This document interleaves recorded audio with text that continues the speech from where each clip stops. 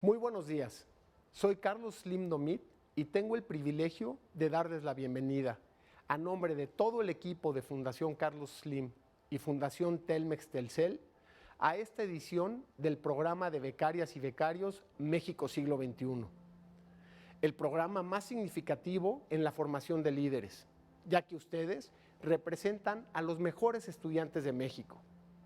Ustedes son quienes construirán el país en cualquier actividad que realicen. Tengan siempre presente la gran responsabilidad que comparten para lograr que nuestro país sea la gran nación a la que aspiramos todos.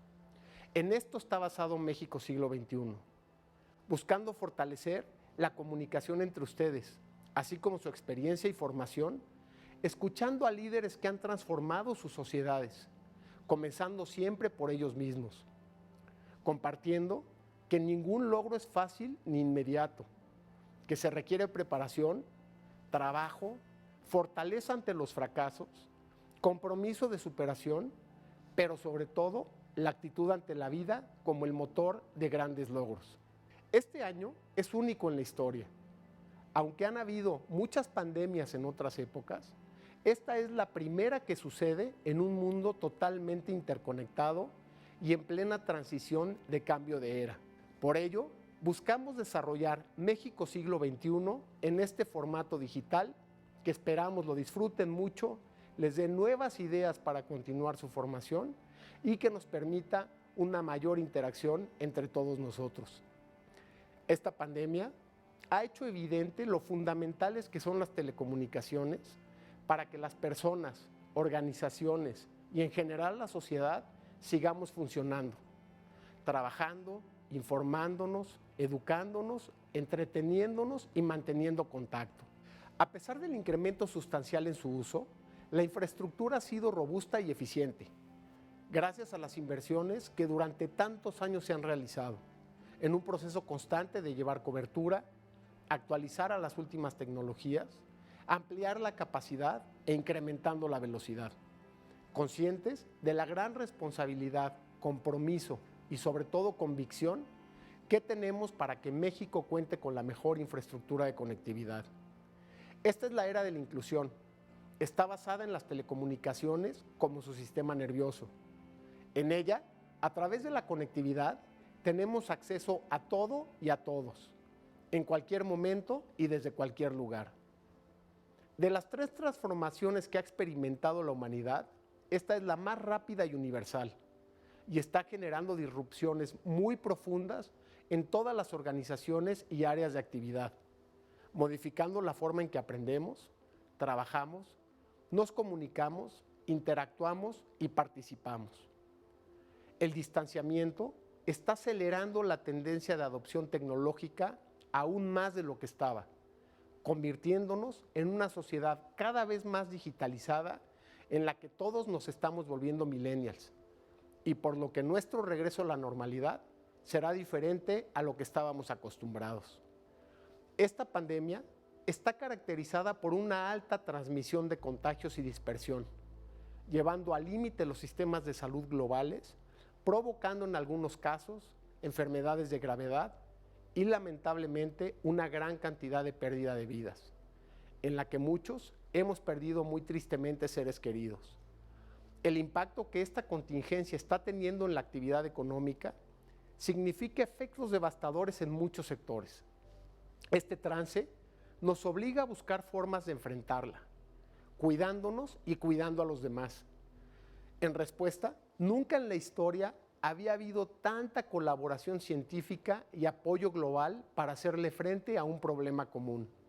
Vivimos así un año muy complicado por el impacto inédito del COVID-19, con efectos muy duros en la salud, la economía y el empleo en el mundo. Desde el inicio, hemos estado muy activos como personas, empresas y fundaciones para ayudar a hacerle frente. La Fundación Carlos Slim destinó 1,000 millones de pesos en diversas acciones de salud para apoyar a la población y al personal médico, fortaleciendo las acciones que realizan en más de 50 hospitales. Por mencionar algunas, se ha donado material médico como ventiladores y equipos para análisis de pruebas de COVID-19.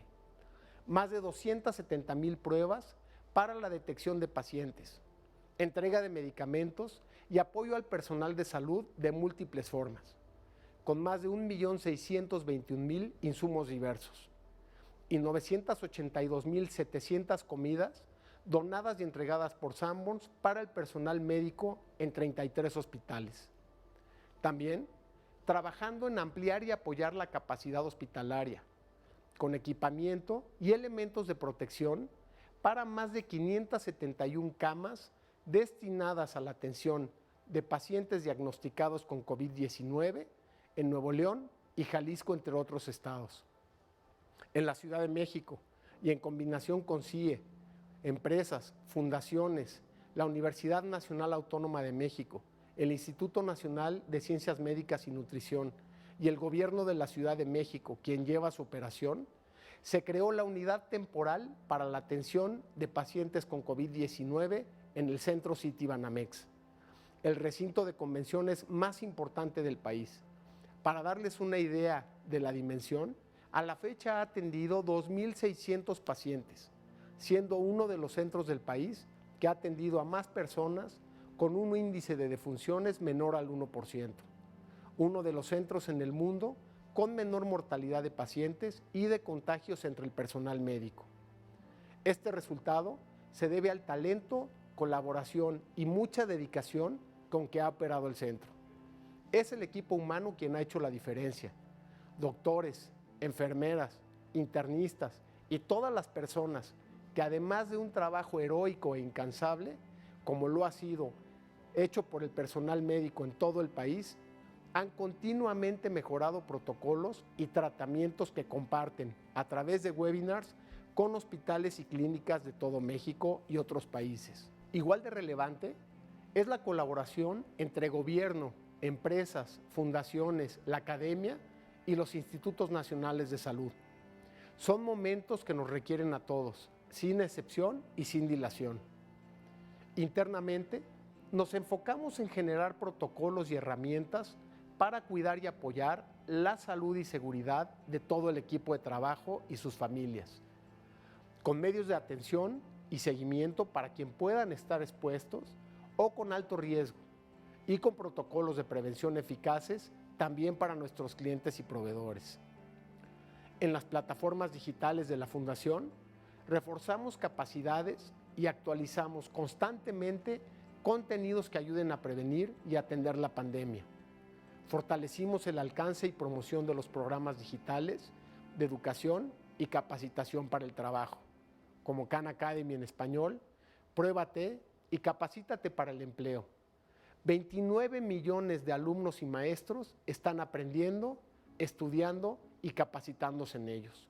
Y en salud se creó una sección muy completa brindando información y recomendaciones relacionadas con la pandemia, recibiendo más de 4 millones de accesos a la fecha.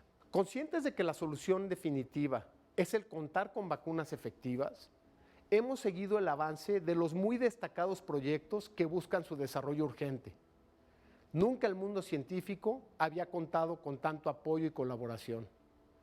En este proceso, hace aproximadamente 3 meses, establecimos conversaciones con el proyecto iniciado en la Universidad de Oxford, encabezado por la admirable doctora e investigadora en vacunas, Sarah Gilbert, quien a tan solo 100 días de haber secuenciado el genoma del virus, inició prueba de tratamiento con sus jóvenes hijos trillizos como sus primeros voluntarios. Y AstraZeneca, quien está llevando la vacuna para poder ser una realidad. Este proceso de acercamiento concluyó formalizado en un gran acuerdo de colaboración para que México y América Latina puedan tener acceso a ella, buscando recortar los tiempos en su disponibilidad. La fase clínica 3, para probar su eficacia y efectos a gran escala, es en la que se encuentra actualmente y es la última previa a su aprobación. El acuerdo integra México y Argentina, en donde MabScience de Argentina, con una muy destacada y reconocida trayectoria, fabricará la sustancia activa de la vacuna. Y en México, Liomont, con amplia experiencia y una de las plantas más modernas y de mayor capacidad en la región, completará el proceso de estabilización fabricación y envasado, para a través de AstraZeneca poder ser distribuidas desde México a toda América Latina. La Fundación Carlos Slim participará con la disponibilidad de recursos en complemento con los gobiernos de los países para iniciar el proceso de producción de 150 millones de dosis, con posibilidad de incrementarse a 250 millones. Sin fines de lucro y sin beneficio económico para nadie, buscando que su disponibilidad sea a precios muy accesibles. Aunque la vacuna aún está en proceso de pruebas, que lleva plazos y riesgos, ha mostrado resultados alentadores en sus fases anteriores. En caso de ser aprobada, el apoyo de la Fundación permitirá que México y América Latina accedan a la vacuna un año antes de lo previsto. Pero lo más relevante es que ya hay un tratamiento preventivo y efectivo, con evidencia científica, que está haciendo posible el controlar los rebrotes en muchos países, reduciendo el riesgo de contagio hasta en más de 90%, con posible protección superior incluso al de las vacunas. Un tratamiento accesible y sin receta necesaria. Es el cubrebocas. Y de todos y cada uno depende su efectividad. Si todas y todos usáramos este tratamiento, la reducción de contagios daría un respiro que urge al personal médico para ganar la batalla, haciendo viable el retorno a la normalidad lo antes posible. Pero depende de todos cuidar nuestra salud y de quienes nos rodean. Estos tiempos difíciles también han traído cosas positivas. Nos han permitido recuperar nuestro tiempo, estar más en contacto con nuestras familias y reflexionar nuestras prioridades, fomentando nuestra fortaleza emocional. Regresemos así a la nueva normalidad como mejores personas. Ustedes, las becarias y becarios, son los mejores estudiantes de México, gracias al esfuerzo de sus familias, a su dedicación y talento. Ahora son responsables de prepararse cada vez más, no solo en sus estudios, sino en su formación personal, que es la que hace a los líderes. Comprométanse cada uno y comprométanse como generación a construir una mejor sociedad. Sean ejemplo de sensibilidad, integridad y compromiso. Estoy seguro que hoy será un día muy especial, porque ustedes están aquí y así lo harán. Y porque con ustedes, lo que viene para México está en muy buenas manos. Bienvenidos a México Siglo XXI 2020. Bienvenida, Su Majestad Reina Rania de Jordania. Es un verdadero honor recibir a una auténtica ciudadana del mundo, prolífica defensora de las numerosas causas en favor de los más desprotegidos. Gracias a nombre de Fundación Telmex. Bienvenida a México Siglo XXI, el espíritu de un nuevo México. Thank you, Gabriela. It's a real pleasure for me to join you and to join all the wonderful students out there who are out there to try to make their dreams come true. And I just wish that I can meet them all in person. And I'm hoping that when this is all over, I can actually attend this event and see you all in person. Sería un verdadero placer y estoy segura que disfrutaría mucho la atmósfera que se vive en este evento anual dedicado a los mejores estudiantes de nuestro país. Y me gustaría comenzar preguntándole sobre las causas que ha apoyado a lo largo de su vida, defendiendo los derechos de los niños, promoviendo la educación de las niñas, así como el empoderamiento de las mujeres. ¿Cuál es su visión al respecto? Well, you know, I think we shouldn't really need a separate vision for half the population. You know, even before the pandemic, we were still talking about unequal pay, unequal respect, unequal representation. You know, every woman at some point in her career comes to the revelation where she says to herself, you know, if I wasn't a woman, I wouldn't be treated this way. Even I experienced that at different points. So I'm not saying that we haven't made any progress, but really we are so far away from where we should be. And when you look at some of the statistics out there, for example, when it comes to female representation in parliament, over the last 10 years, we've only improved 5% to 25% representation. And when you want to look at governments that have female majority in their cabinet, there's only 3, Rwanda, Cuba, and Bolivia. And so, you know, this really tells us quite a lot, even though we know that 70% of the health workers worldwide are female. So we know that their work is important, but we don't treat it as such. And we often tell ourselves that we really, women matter, but we don't actually, literally don't actually count them. So if you want to look for gender disaggregated data on things like, for example, in Mexico, if you wanted to know by gender, information about land ownership or birth registration or youth education, it's very hard to come by. And gender specific data on things like child labor is very hard to come by. So we need to do a better job of actually including them in our statistics. The fact is that even with your young audience out there, none of us will be alive to see gender equality. According to the World Economic Forum, it's going to take us, we're a century away from reaching it. So, there is a lot of injustice out there, and we do have to right these wrongs. And during this past period in the pandemic, I think it shone a light on some of this inequality. But the fact is that, even though there is injustice there, how are we going to approach this? And in my opinion, I prefer not to approach it with aggression or to be antagonistic, but rather to be pragmatic, because nobody wins a war. When you go into an argument, sort of with your, it's almost as if you're entering a battleground. The walls go up and nobody wins. We need to understand that we all need this to happen, and we need to focus on where we want women to be. So focus on the end goal, because at the end of the day, this is not just about human rights and justice. This is about success and progress for all of us. Internationally, the world is losing $160 trillion annually because of the earnings gap. So we need men and women, progressives, liberals, conservatives. Everybody needs to be on board to try to push women forward. And, I feel that right now we have a unique opportunity, because the future is very fluid. There's a great deal of change, and, the way we live, work, interact is changing at exponential speed. And, historically, we were always trying to retrofit women into systems and institutions that were made by men for men. So women were always measured up against male expectations of what leadership should look like.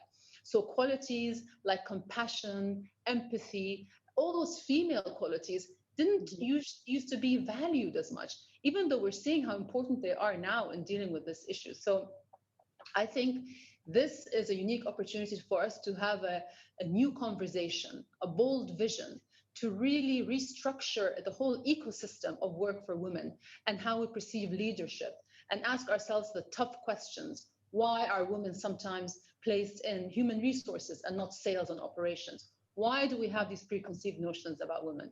So I hope we can really make progress. Todos deseamos que la igualdad sea una realidad en nuestra sociedad.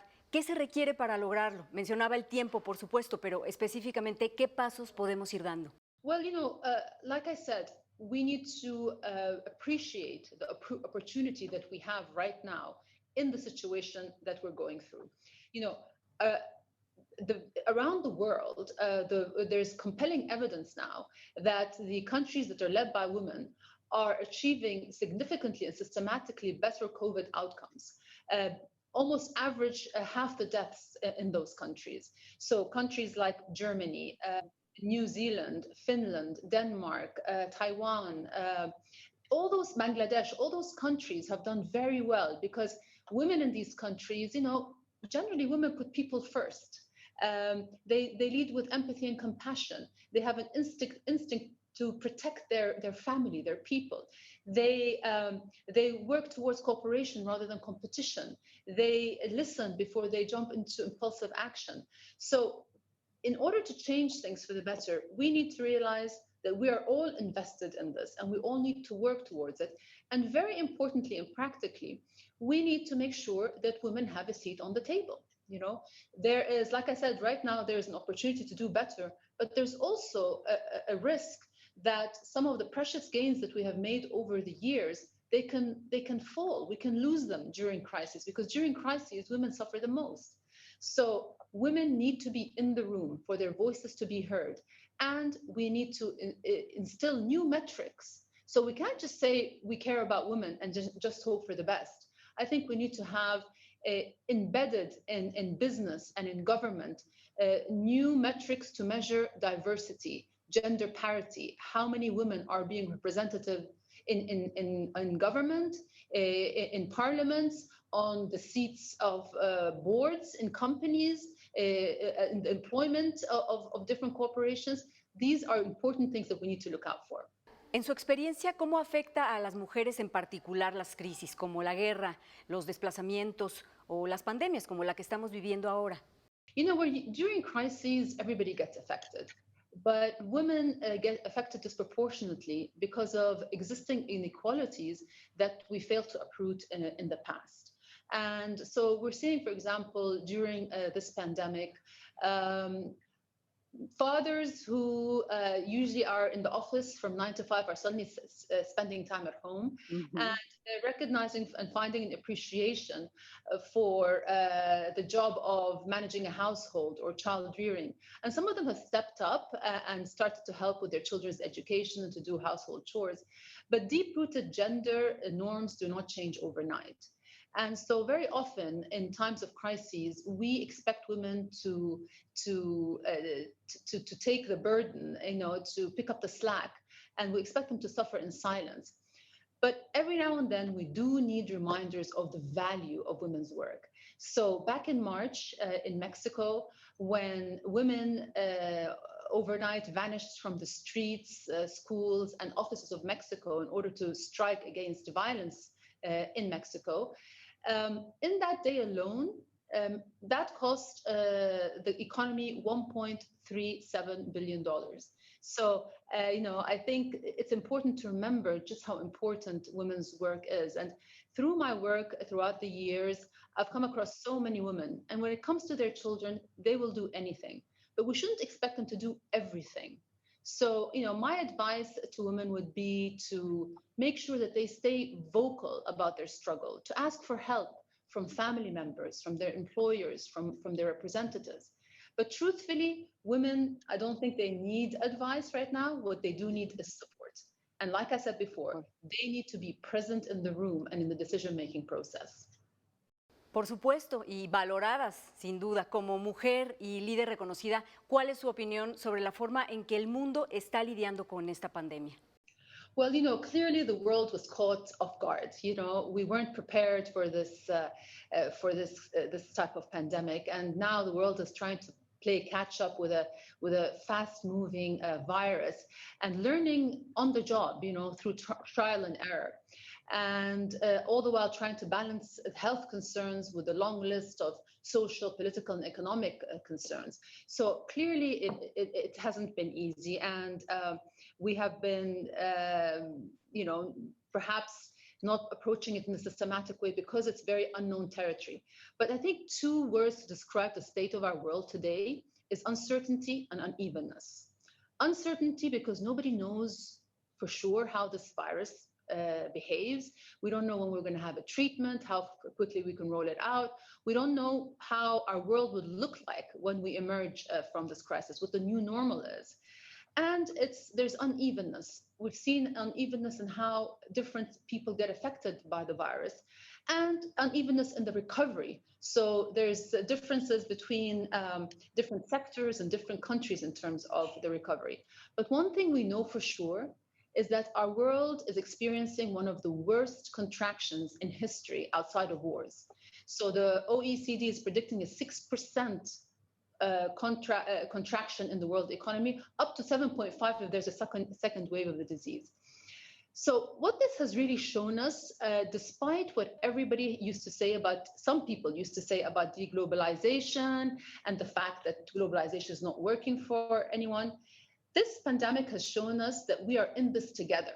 The globalization, for better or for worse, cannot be reversed. So how can we make it work better for everyone? And I think that's the question we need to ask ourselves. This pandemic has shown us that we need to work together, that collaboration is absolutely critical. And we've seen, for example, among the medical and scientific community who are sharing information and cooperating in order to try to find a vaccine, we've seen the importance of that. So regardless of how long it will take to find a vaccine, it will take 10 times as long if this cooperation didn't exist. So in that community, we're seeing examples of how when we put the politics aside and our differences aside, how we can work together towards a common goal. And I think that that is something that we need to work towards and really instill our international institutions, even if they're not efficient today. So some people are complaining about the way the WHO has handled itself. Fine to complain, but that doesn't mean that we need to cancel it out. We need to make it work better for everyone. The other thing that happened during this pandemic is that it has really revealed and reinforced inequalities that have existed in the past. So it's affected people along existing fractures of societal inequality. So we've seen women, low-wage workers, and minority groups being affected disproportionately. And that is something that we truly need to address. We really need to aspire to come out of this, in a better place, with a world that is more inclusive, more equitable, more sustainable, and more resilient. So I think, in answer to your question, just as important as how we're dealing with this crisis is what are we going to learn from this crisis? No podría estar más de acuerdo y le preguntaría qué cualidades de este mundo azotado por el COVID le gustaría que prevalecieran. Sin duda representa una oportunidad para cambiar las cosas, para mejorar, pero ¿qué le gustaría conservar? Well, when this virus struck, it sort of pulled the plugs in our lives, and overnight our lives shrank, especially those who experienced lockdown. Our lives sort of extended only to the limits of our front doorstep. And, when everything slowed down, when all the noise quietened, we had more time to really think and reflect. And there are certain things that became very clear. As I said, we realized that we are stronger when we work together. And that, as an international community, we really need to instill that collaborative spirit and really understand, appreciate our common humanity and our common vulnerability, because that's what this virus brought out. We also learned that, relationships are the cornerstones of our lives, that's really what matters in the end. We learned that, self-care and reflection and just thinking about things is a very good way to spend your time. It's very good for your future and for your prospects and for your stress levels. We also found that, a newfound appreciation for the hard work and the sacrifices of so many people who work behind the scenes to keep our community going. So I hope actually that even after this pandemic, we continue to appreciate medical staff, the staff that are in hospitals, the people like cashiers or delivery drivers who literally put their life on the line to keep our lives going. Another silver lining, I think, was the use of technology. So we've seen how digital platforms, although they were not perfect, how they were used very quickly and widely for education, for example. And that was really vital to keep our young people in their learning to continue and not to just halt all of a sudden. And with that connectivity comes accessibility. So we've seen even in the workforce, the working from home, that has far-reaching implications, because for those people who couldn't work the traditional 9-to-5 job because of a disability or because they're single parents or because they need more flexibility, suddenly these jobs become available to them. So I hope that these continue after. But like I said, I think one of the most important things is how we all started to realize, that the people who are important in our lives. So many people who we thought were our friends, we didn't feel really compelled to call them. And at the same time, we started to remember a mentor that we lost touch with, or a grandparent that we haven't been in contact with, or an aunt. And I know that I've been checking in on my parents much more often than I used to before the crisis, And so I hope that we, many years from now, we still continue to remember how we felt when our phone would light up with a familiar face on the screen. Por otro lado está la violencia, que ha aumentado. Aquí en México hay reportes de que se ha incrementado la violencia doméstica. ¿Cree que el mundo está más polarizado que hace 20 años? You know, when it comes to the violence, I think that's an international phenomena, and that's another way where women have been affected disproportionately. So we've seen domestic violence against women on the rise. We've seen girls' education take a back seat, and we've seen how the bulk of the burden of taking care of children and the elderly has fallen squarely on women's shoulders. But when it comes to our world being polarized, yeah, sometimes it feels like our world is going crazy, you know, and it's happening everywhere in the world. You know, everywhere you look, you see people on the left or on the right, you know, religious or secular, globalist or national, pro-immigration or anti-immigration, you know, those who are thriving and doing well and those who are left behind. And I feel that that has organized our world into tribes with an us versus them mentality. Each tribe looks at the other tribe with suspicion and fear and mistrust. And the reason why that's dangerous is because it creates an environment for opportunist politicians or demagogues to really waltz in and exploit the fear and the suspicion in order to gain political power. And that's why we've seen all over the world leaders migrating from the margins to the mainstream. And of course, to stay popular, they have to keep fanning the flames of hatred, you know, and feeding that beast. So it becomes a vicious cycle where hate politics becomes instilled. And that, I feel, is the most dangerous thing that's happening in our world, because our problems today are more complex than they ever were before. And they need a nuanced approach. They need patience for detail and respect for fact at a time when we're seeing the world in black and white, you know? So most of our problems fall on the different shades of gray. So I think we haven't gone colorblind, we've gone gray blind, you know? And this kind of binary thinking shrinks not just our minds, it shrinks our hearts as well. So, you know, to the students out there who are listening, I would like to ask them to realize that one of the best things that they can do for our world and for their own self-fulfillment is to actually give themselves permission to venture to the other side, to see things from their enemy's point of view. You know, not that they will ever necessarily agree with them, but they might find certain elements of truth in that point of view. And when they see that, I think we can start to build that common ground and start to work together, you know. I always say, you know, that, you know, all of us from a very young age, we are programmed from the fairy tales that we used to read that, you know, there's the good guy and there's the bad guy.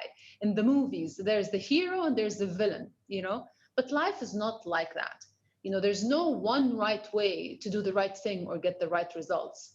You know, there are many roads to do the right thing. And sometimes it's quite simplistic and reductionist to think something has to be a certain way.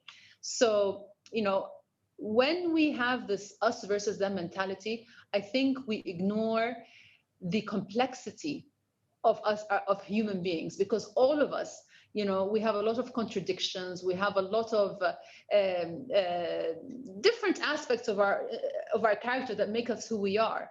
And trying to just see somebody, you know, label somebody is really ignoring the richness in each individual. And really, when we sort of put the labels aside, we realize that we're mostly so similar. We have so much in common. And there's always a way to build that common ground that we can rise up from. Necesitamos más empatía, pero creo que también hace falta encontrar grandes liderazgos para poder superar esta crisis mundial. ¿Cómo definiría los grandes liderazgos? Well, you know, I feel leadership is born out of passion, not position. To truly lead, you need to inspire. And to inspire people, you need to have your heart in it, you know? So you need to be able to listen to people and connect with them. But, you know, even with that, it's still not enough, because with the best intentions and, you know, the most well thought out plans, things can still be misinterpreted. If there's one thing I learned over the last 20 years is that trust doesn't come with the title. And no real change is possible without trust, because there's no alternative to trust. There's no shortcut. especially in today's world where sometimes people are not focused on the facts and the details, and through stories on social media, sometimes the negative narrative can really take hold.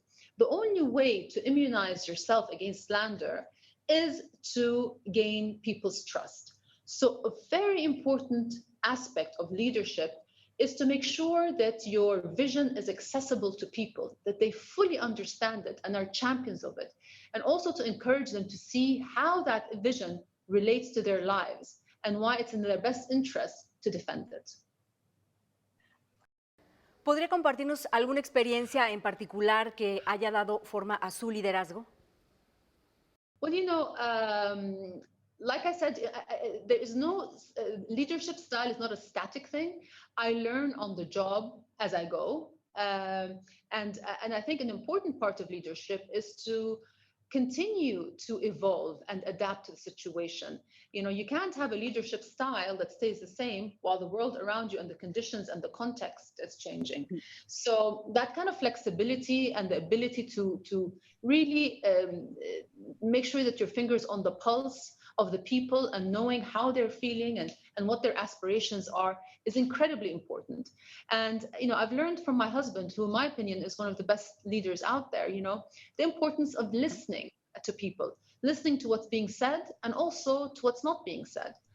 I think a big reason why we've seen populism rise over the last couple of decades is because a lot of people felt that they were being unheard, and so they made their voices heard on the streets through protests or in the ballot boxes. You know, populism is an old thing. It's not nothing new. It's as old as democracy. But studies have shown that populists have tripled their votes in the last 20 years, and I think a big part of that is, you know, the income inequality, where people are feeling that this gap is increasing and they're unable to meet their aspirations. And also, I think technology has been an enabler, right? Because in today's world, a leader doesn't have to wait to know what people are feeling. The feedback is visible, it's instantaneous, it's measurable through comments, through retweets, through likes. You know, people can see, leaders don't have to wait for opinion polls or for surveys to know how people are feeling. But what that does is that it creates an atmosphere where it can be tempting for the leader to always cater to the loudest voices. You know, but if a leader is really sidetracked, always seeking universal approval and wanting to be loved, then there's a risk of that leader not doing anything, or in fact, maybe doing the wrong things. You know, oftentimes for leaders, the choice are between what's bad and what's worse. You know, and a leader has to have the courage to make the tough choices. I'll give you an example.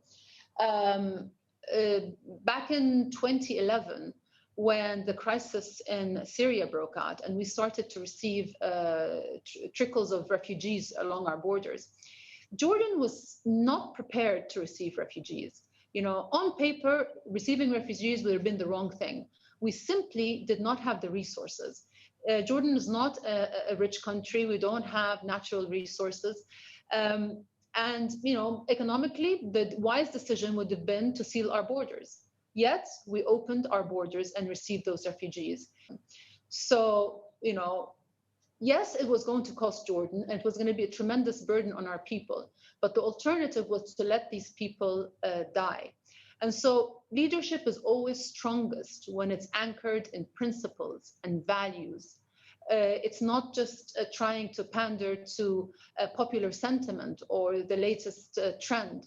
You know, leaders need to listen to the people and come up with a vision with their people, and know that not everybody's going to agree with you, but at least they'll have visibility. They'll know where the country is going, and that I think is the most important aspect. Seguramente la decisión pudo no haber sido popular en su momento al comprometer la situación económica de Jordania, pero finalmente era por un bien mayor. ¿Qué opina de los gobiernos populistas cuyas acciones no siempre buscan el bienestar de los ciudadanos o el progreso del país, sino conseguir la aceptación de los votantes? Well, you know, like I said, it's been a tremendous burden on Jordan. We've had to increase our public spending.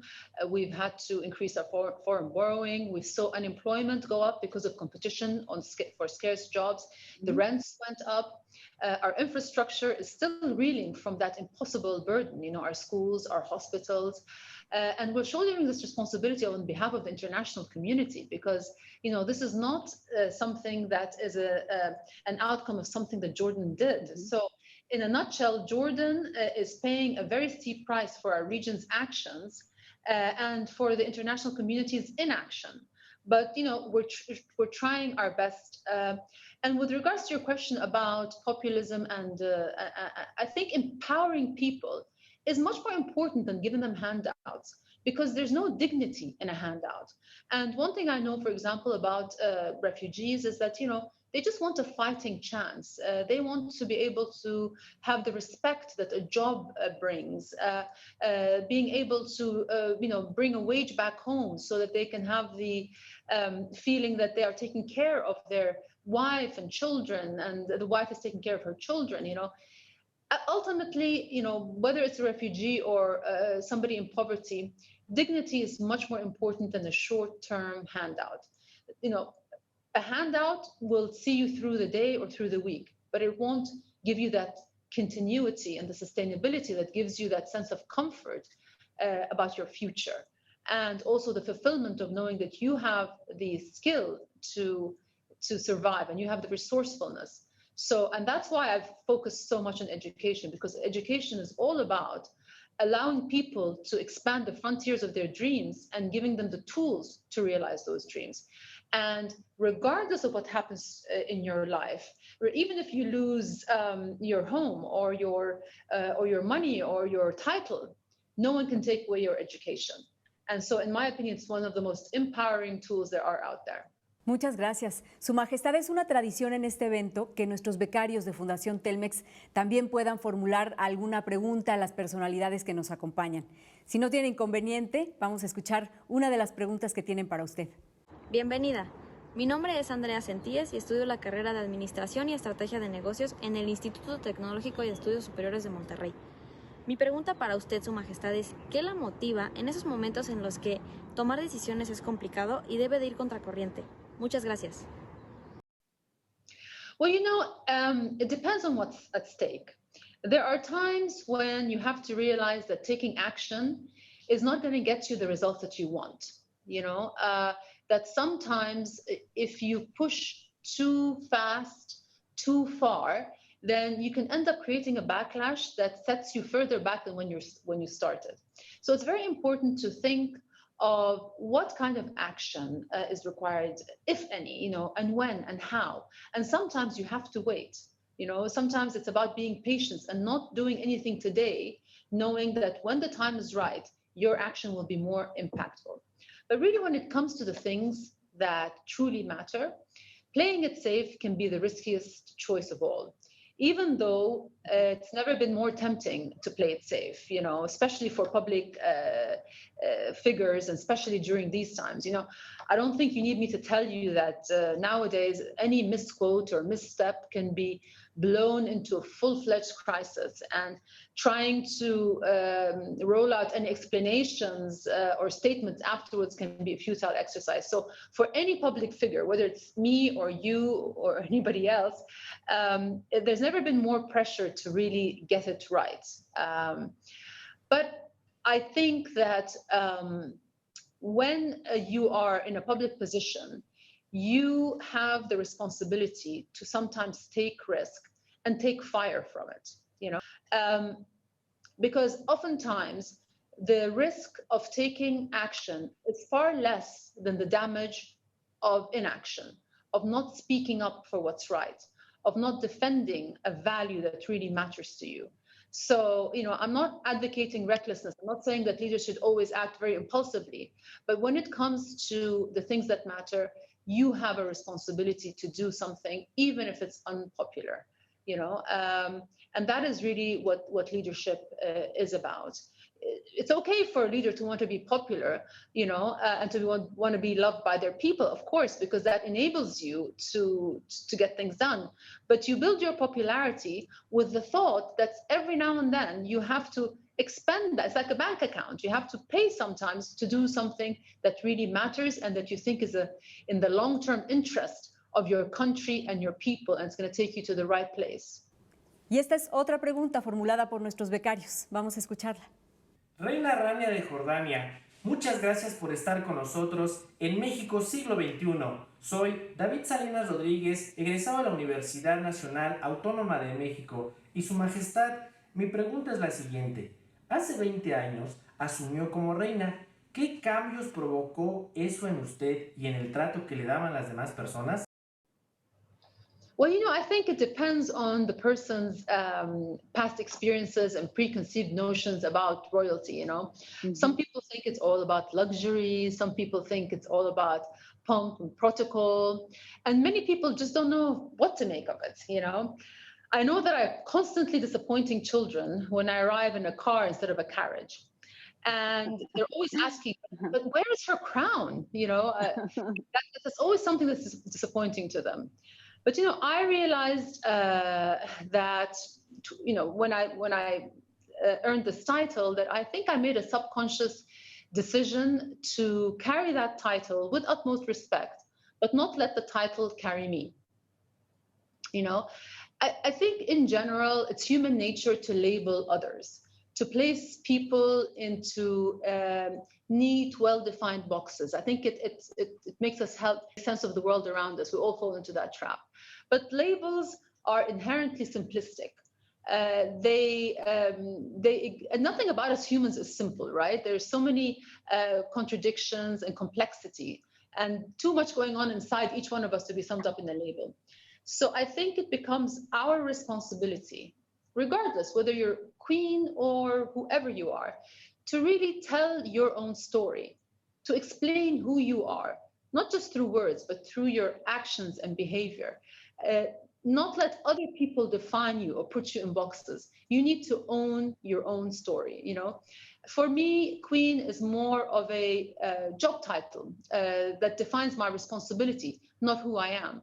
And I think till this day, I wake up every morning feeling that I need to earn that title, that I need to work hard to earn that title. So, but more and more, I think, as many students out there, they probably don't know what their life is going to look like, what jobs they're going to take, what kind of titles they're going to carry.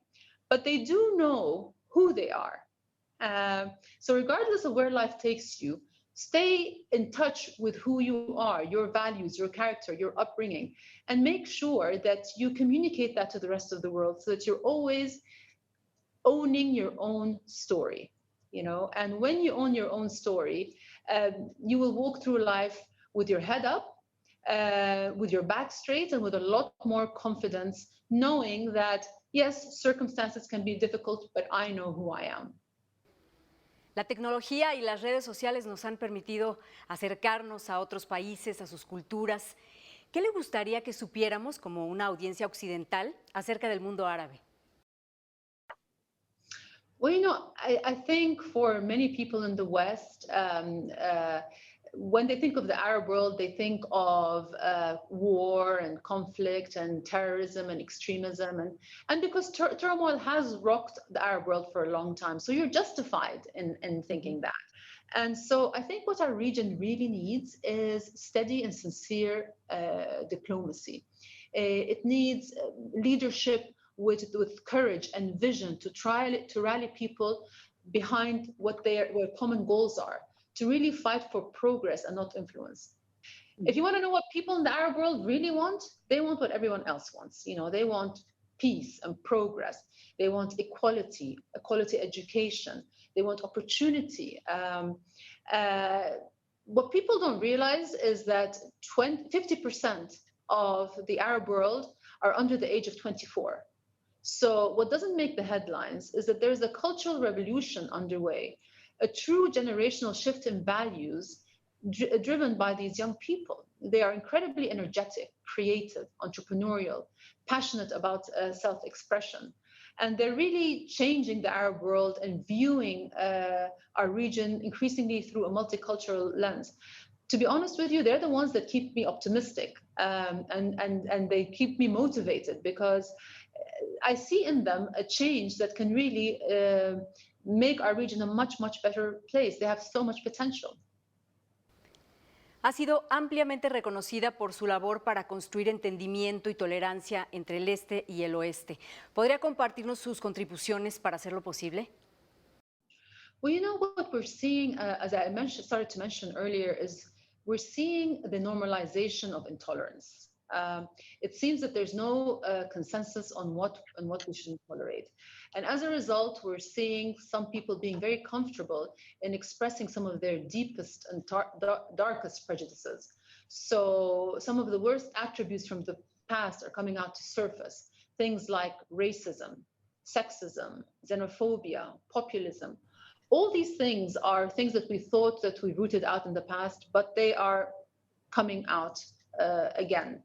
And it's so important for us to really address this issue, because it's happening at a very dangerous time. Like I said, our world has never been more complex, and the problems that we have to deal with, whether it's income inequality or climate change or populism or misinformation or a global pandemic like the one we're facing today, these require us to work together. Increasingly, what we're seeing is a zero-sum thinking, right? Where I have to win and you have to lose, you know? During crises like the one that we're going through, the world needs to shift gears and reset the games of the rules of the game. And, you know, and what we're seeing really, we're seeing it everywhere, whether it's in the news, in the halls of power, on our Twitter refeeds. Sometimes it's easier to score a win against your rival than to score a win against your rival than really to create a win for everybody. And so I truly feel that building these bridges is very important. And right now we are at a point in our history where we're really expanding the frontiers of our future, where we're embracing innovation in ways that stop at nothing. The fourth industrial revolution is at our doorstep with AI and robotics and automation and the Internet of Things. And if we don't make sure that these technologies serve all citizens in human-based ways, then we're going to be in trouble. So we need to upgrade our human empathy, right? For our world to be sustainable and to make progress for everyone, then we really need to define our moral bottom line. You know, I can only play a small part, but I think building these bridges, probably your audience today can do so much more than I can by reaching out and really trying to focus on that kind of collaborative effort and reaching, let's say, across the aisle to people who thought that they were different from themselves. También lleva a cabo una magnífica labor filantrópica permanente, colaborando con organismos internacionales, así como a través de sus fundaciones, Reina Rania y Río Jordán. ¿Cuáles son algunos de sus logros? The lion's share of my effort has been on education. And the reason for that is because, you know, again, news from my region is always dominated by headlines on war and violence. But what people don't realize is that there is an education crisis happening in the Arab world. Even before the pandemic, there were millions of Arab children who were out of school because of war, because of displacement, and because of incompetent governments. And there are millions more who are receiving an outdated, subpar education that bears no resemblance to the requirements of the job market. You know, oftentimes when people think of a disaster that requires our attention and action, they think of natural disasters. They think of an earthquake or a hurricane. But in my opinion, this is equally a disaster. The only difference is that it's happening in slow motion. But its impacts are no less devastating. In fact, they're even more devastating because the impact of not having education scars you for life. So it's long lasting. So we need to view this situation of education as an emergency and to act with a sense of urgency.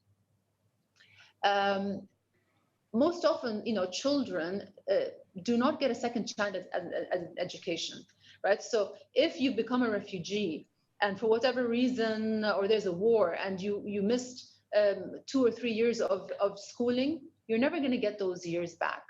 And that is why I've devoted myself and my team to trying to find scalable education solutions that can advance the education system in Jordan and in the region.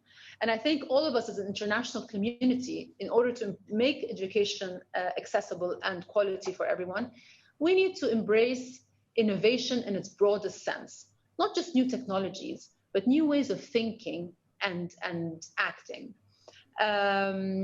So we as a team sort of set ourselves the challenge. How can we reach the largest number of Arab students in the most cost-effective, fast way with the best quality kind of education?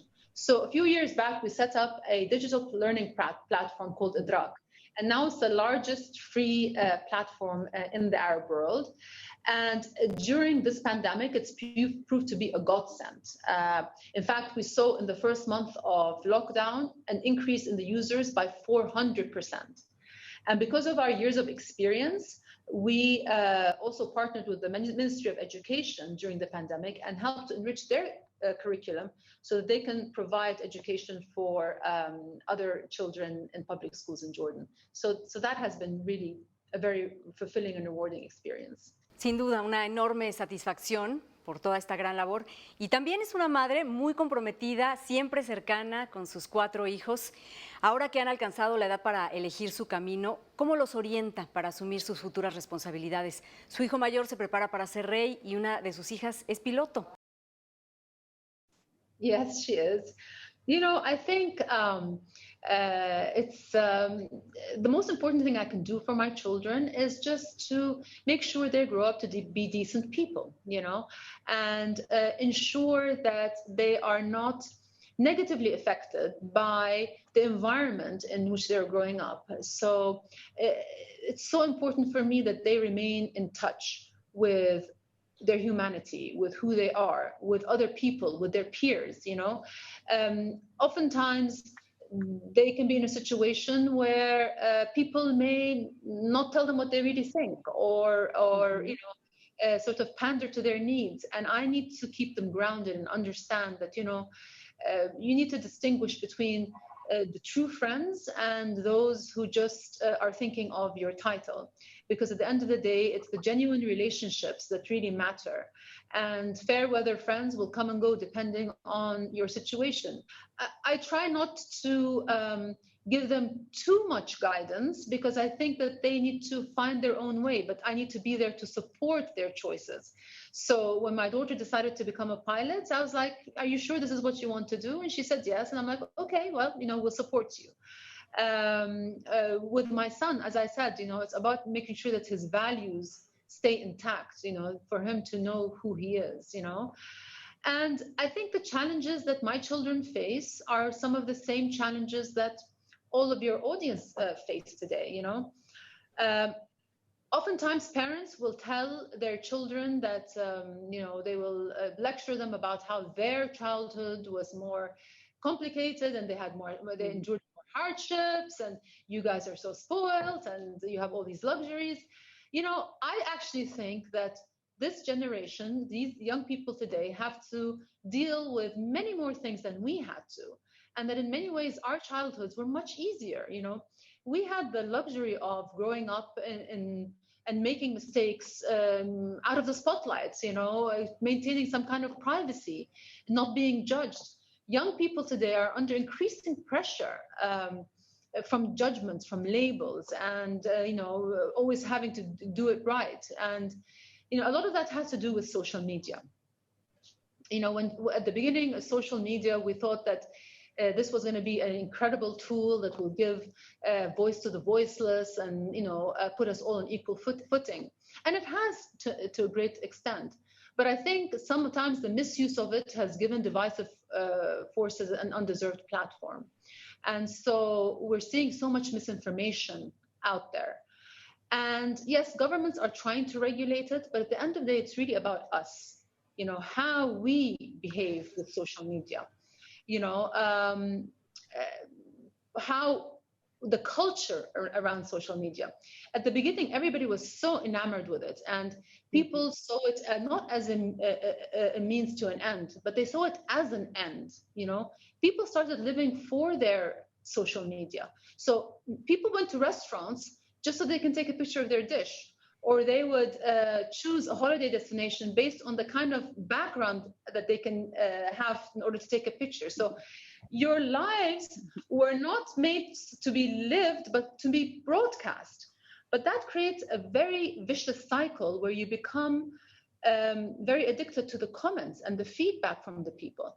And you're invariably going to get some negativity. And that kind of negativity can really affect you and can make you lose your own confidence. And we saw in recent years the mental health issues and confidence issues really rising. Somebody once told me that there is a study that showed that a young person will take 67 photographs of themselves before they choose one to post.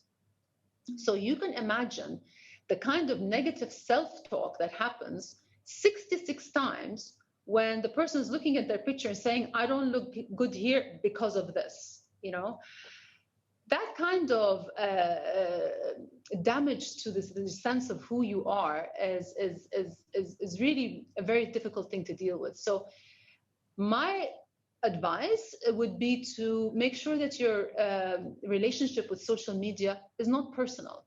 Make it transactional. If somebody's trying to sell something, yes, use the social media to promote it. If you're trying to make people aware about a certain issue, if you're trying to lobby for a cause, yes, by all means. But always keep the sense of who you are intact and separated from what you broadcast, because that is incredibly important for your well-being. Cuenta con una enorme popularidad en las redes sociales, con 17 millones de seguidores en Facebook, más de 10 millones en Twitter y 6 millones en Instagram. Su voz, por supuesto, tiene una enorme fuerza. ¿Qué le diría hoy a los miles de jóvenes que la están escuchando? ¿Alguna experiencia personal que definió quién es hoy la Reina Rania de Jordania? Well, I think for many of the young people out there, I think they are probably incredibly hardworking, and they have set a path for themselves, and they are trying to prove themselves through the results and through the work that they're doing. And my respect goes out to all of them. I think it's important along the way to make sure that you also take care of yourself and the way that you think. I found through my own personal experience that some of the most limiting and debilitating things in our lives are some of the assumptions that we make about ourselves, the narratives that we say to ourselves about ourselves. It starts from a very young age, and it's, you tell yourself, I'm good at this, I'm bad at that. So I'm good at math, I'm bad at writing, or, I like this, I don't like that. This works for me, this doesn't work for me. I can do this, I can't do that. And we keep repeating that thought process until it becomes ingrained in our DNA, until it becomes embedded in who we think we are. And that becomes, you almost sort of fence yourself off in a carefully curated narrative about who yourself, and that becomes a reference point to the rest of the world. What you see is right and what you see is wrong, what you accept and what you shun. So, we really need to sometimes just really question the assumptions that we make about ourselves. So the next time, there is a gathering of people and you think that, I can't go there because those are not my kind of people, go there and see what you might experience there. If you think, I can't stand in front of this group of people and make a presentation because, I'm not a people's person, I can't do public speaking, challenge yourself and do it. If you always think that in order to do this right, I need to do it this way, try to do it a different way, because a lot of times when we get ourselves away from this perception of ourselves, that's when we actually really expand our ability, and that's when we really feel that fulfillment. You know, that there's a certain triumph that you feel when you accomplish something that you thought you would never be able to accomplish. You know, when you do something that you think, I never thought I could do that. And so always try to do that. And even, you know, when you see somebody that looks so different from you and you think that they're, you know, somebody that you don't want to mix with, try to hear their point of view, because that can also enrich you. So again, you know, there are the definitions that people impose on us by labeling us. And I said earlier, you need to explain who you are to other people, but also you need to explain who you are to yourself, and not let yourself think that you are carved in stone. You're not carved in stone. You can do much more than you think that you can do. You just have to push yourself every now and then and challenge yourself. And you know what? If you fail, so what? You know, fail. But the learning that comes, nobody learns from success as much as they learn from failures. So just do it, you know. And I've found myself doing that all the time. You know, you're asking me if there's one experience. There've been so many experiences, you know. Initially, I didn't think I would be, you know, doing this kind of thing, you know, because I thought I'm not very good at, you know, interviews, especially remote interviews or whatever. And then I'm like, you know, here I am talking to you, you know, so why not? So I think a lot of the stress that we feel in our lives is because of the limitations and the boundaries that we put for ourselves. Realize that you're the one who's putting the boundaries, and so just break them down a little bit. Ha sido un verdadero honor para mí, Su Majestad, Reina Rania de Jordania. Muchas gracias a nombre de Fundación Telmex. Thank you very much, and I already feel the warmth across the ocean from your students. And let me just say that, you know, we are counting on you, young people out there, to really make this world a much better place than the one we have today. You know, after this pandemic, we should not be in a hurry to get to the world the way it was, but the way it should be. And you all have a very important role to play from your actions and from your making your voices heard to help us reach that better world that we all desire and aspire to. Y yo también quiero darles las gracias a todos los que nos han acompañado en esta conversación con la Reina Rania de Jordania, sumamente interesante, una voz muy poderosa, una mujer muy querida por su pueblo y también por muchos otros países y gobiernos a los que ha dado mucho apoyo. Y bueno, pues quiero invitarlos a que sigan disfrutando de este día de conversaciones con personajes muy interesantes que tienen mucho que darnos, y agradecer a Fundación Telmex por haberme hecho parte una vez más este año.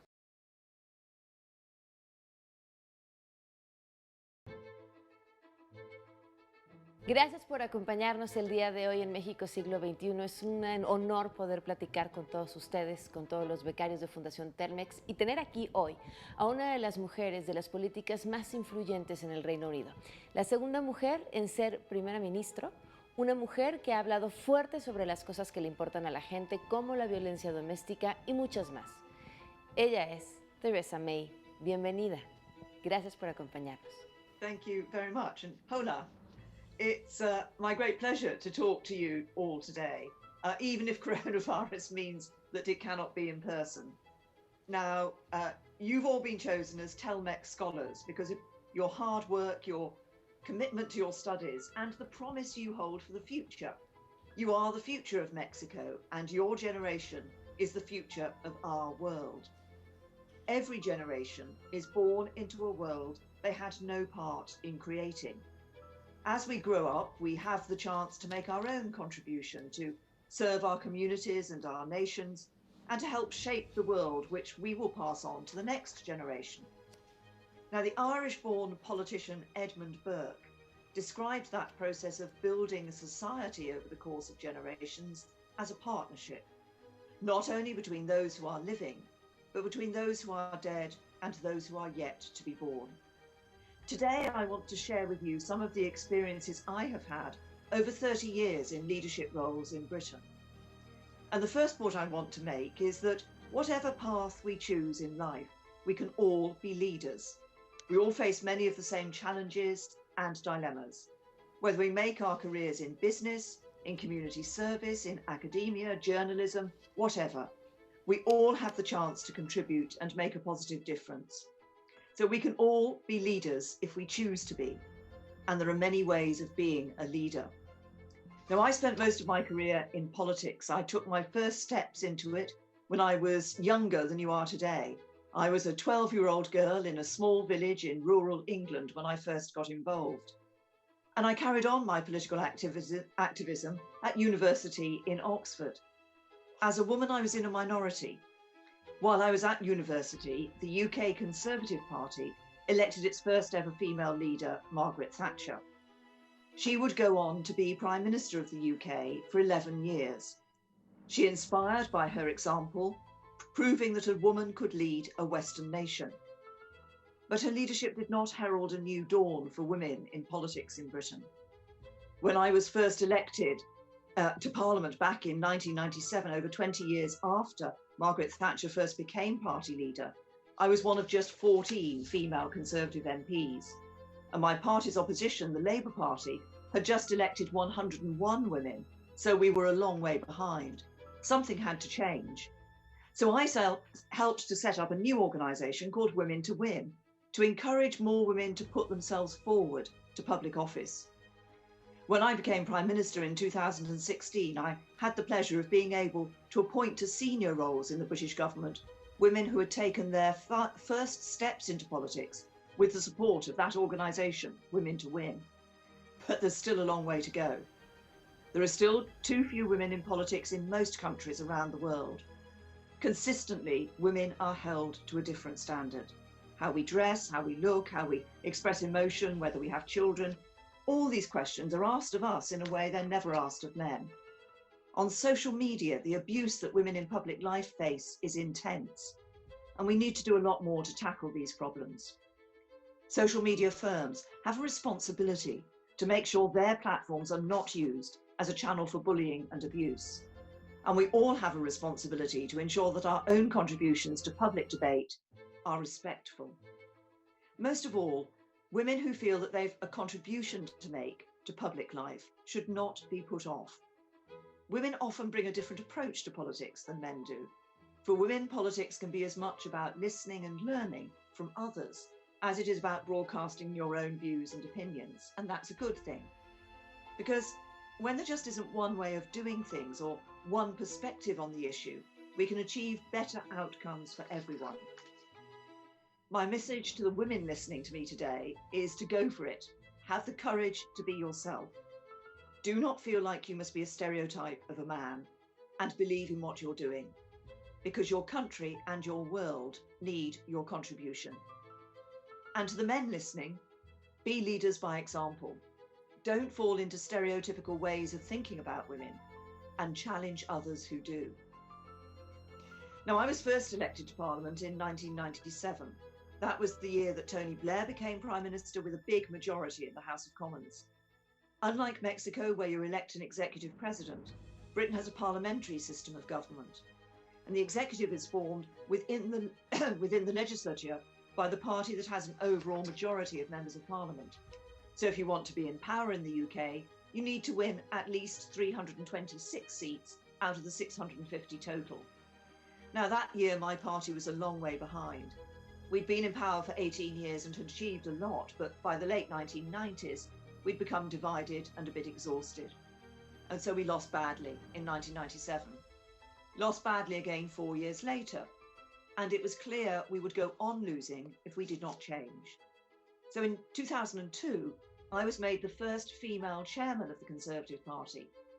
And that meant I was responsible for fighting elections. This is an important role when you're in opposition, because the primary purpose of an opposition is to win an election to get into power. So I had the chance to do something about how our party was perceived and how it perceived itself. And at the annual party conference in 2002, I made an argument about the need for our party to reform itself to win the confidence of modern Britain. The speech is remembered for the use of one phrase. I said that we were viewed as the nasty party of British politics. I was accused by some of having committed the cardinal political sin of making our opponents' arguments for them. but I'm in no doubt that it was the right thing to do. Sometimes you have got to tell it straight. And it marked a turning point. In the years that followed, the process of modernising the Conservative Party gathered pace. We reached out and connected with groups of people who we'd lost touch with as a party, and I took the lead on the issue of equalities. I'd already set up Women to Win, as I say, and the party was on course to have a record number of female candidates at the upcoming general election. But on the wider equalities agenda, we were a long way behind. So ahead of the 2010 general election, I published the Conservative Party's first ever contract for equalities. It set out what we would do in government to move the UK towards gender equality, to help people with disabilities, to promote LGBT+ rights, and to tackle racial inequality. It made a bold commitment which would lead to a major change. Civil partnerships for same-sex couples were introduced in Great Britain in 2004 with cross-party support, but by 2010 calls were being made for equal marriage. We committed to examine the case for introducing marriage for same-sex couples, and when we entered government, we delivered on that pledge. As Minister for Women and Equalities, I started the process that resulted in same-sex marriage in England. Now, my father was a vicar, a clergyman. I'm a practicing Christian, but I was proud to make the case for opening the great institution of marriage to same-sex couples. The UK Conservative Party became the first centre-right political party in the world to lead a government that delivered same-sex marriage. It's vital that political leaders, especially conservative political leaders, engage with issues of social reform. And the lesson is leadership. The lesson in leadership that I draw from all my experience of helping to modernise a political party and help it face up to changing times is this: you must always do what you believe to be right, even if it is not easy or popular. For politicians, Eleanor Roosevelt probably put it best when she said, "Do what you feel in your heart to be right, for you'll be criticised anyway." After 2010, my party became the largest in the House of Commons, and for 6 years I served as Home Secretary, which is roughly the equivalent of the Secretary of the Interior in Mexico. It's a job that allows you to address some of the big issues: security, immigration, borders, crime and policing. Most of all, it gave me the opportunity to work with some tireless campaigners and to help give a voice to the voiceless. One injustice we tackled was the way the police were using their powers to stop and search suspects. We've seen this year, following the killing of George Floyd, the immense damage that poor police-community relations can cause.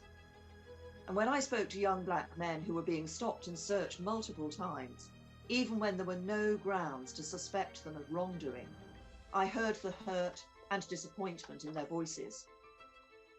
Only one stop in 10 stops ever led to an arrest, and a young black man was 6 times more likely to be stopped than a young white man. It was inefficient and discriminatory. So we reformed how the power was used, introducing a new code of conduct that made sure the police stuck to the law and only used their powers when there was a justifiable reason to do so. Another issue was domestic abuse, something which disproportionately affects women, ruining and sometimes ending lives. Now, I've worked with domestic abuse campaigners ever since I became an MP, so I had a clear idea of the changes I wanted to make. We made coercive control a criminal offence, introduced new domestic violence protection orders, and created a disclosure scheme which allows people to check with the police whether their partner has a history of abuse offences. When I became Prime Minister, I carried on that work. We changed how the courts work to prevent victims having to give evidence in the presence of their abuser, and we published a landmark domestic abuse bill. Both of those issues showed the good that government can do. But sometimes the authorities get it wrong. On the 15th of April 1989, at a football match being held in Sheffield between Liverpool and Nottingham Forest, the police mistakenly sent a crowd of spectators into an already packed section of the stadium. There was a crush that killed 96 innocent football fans and caused hundreds of injuries. Instead of investigating what went wrong on that day, the authorities mounted a cover-up and the victims were smeared. The media reported lies about the fans, falsely accusing them of being responsible for causing the disaster.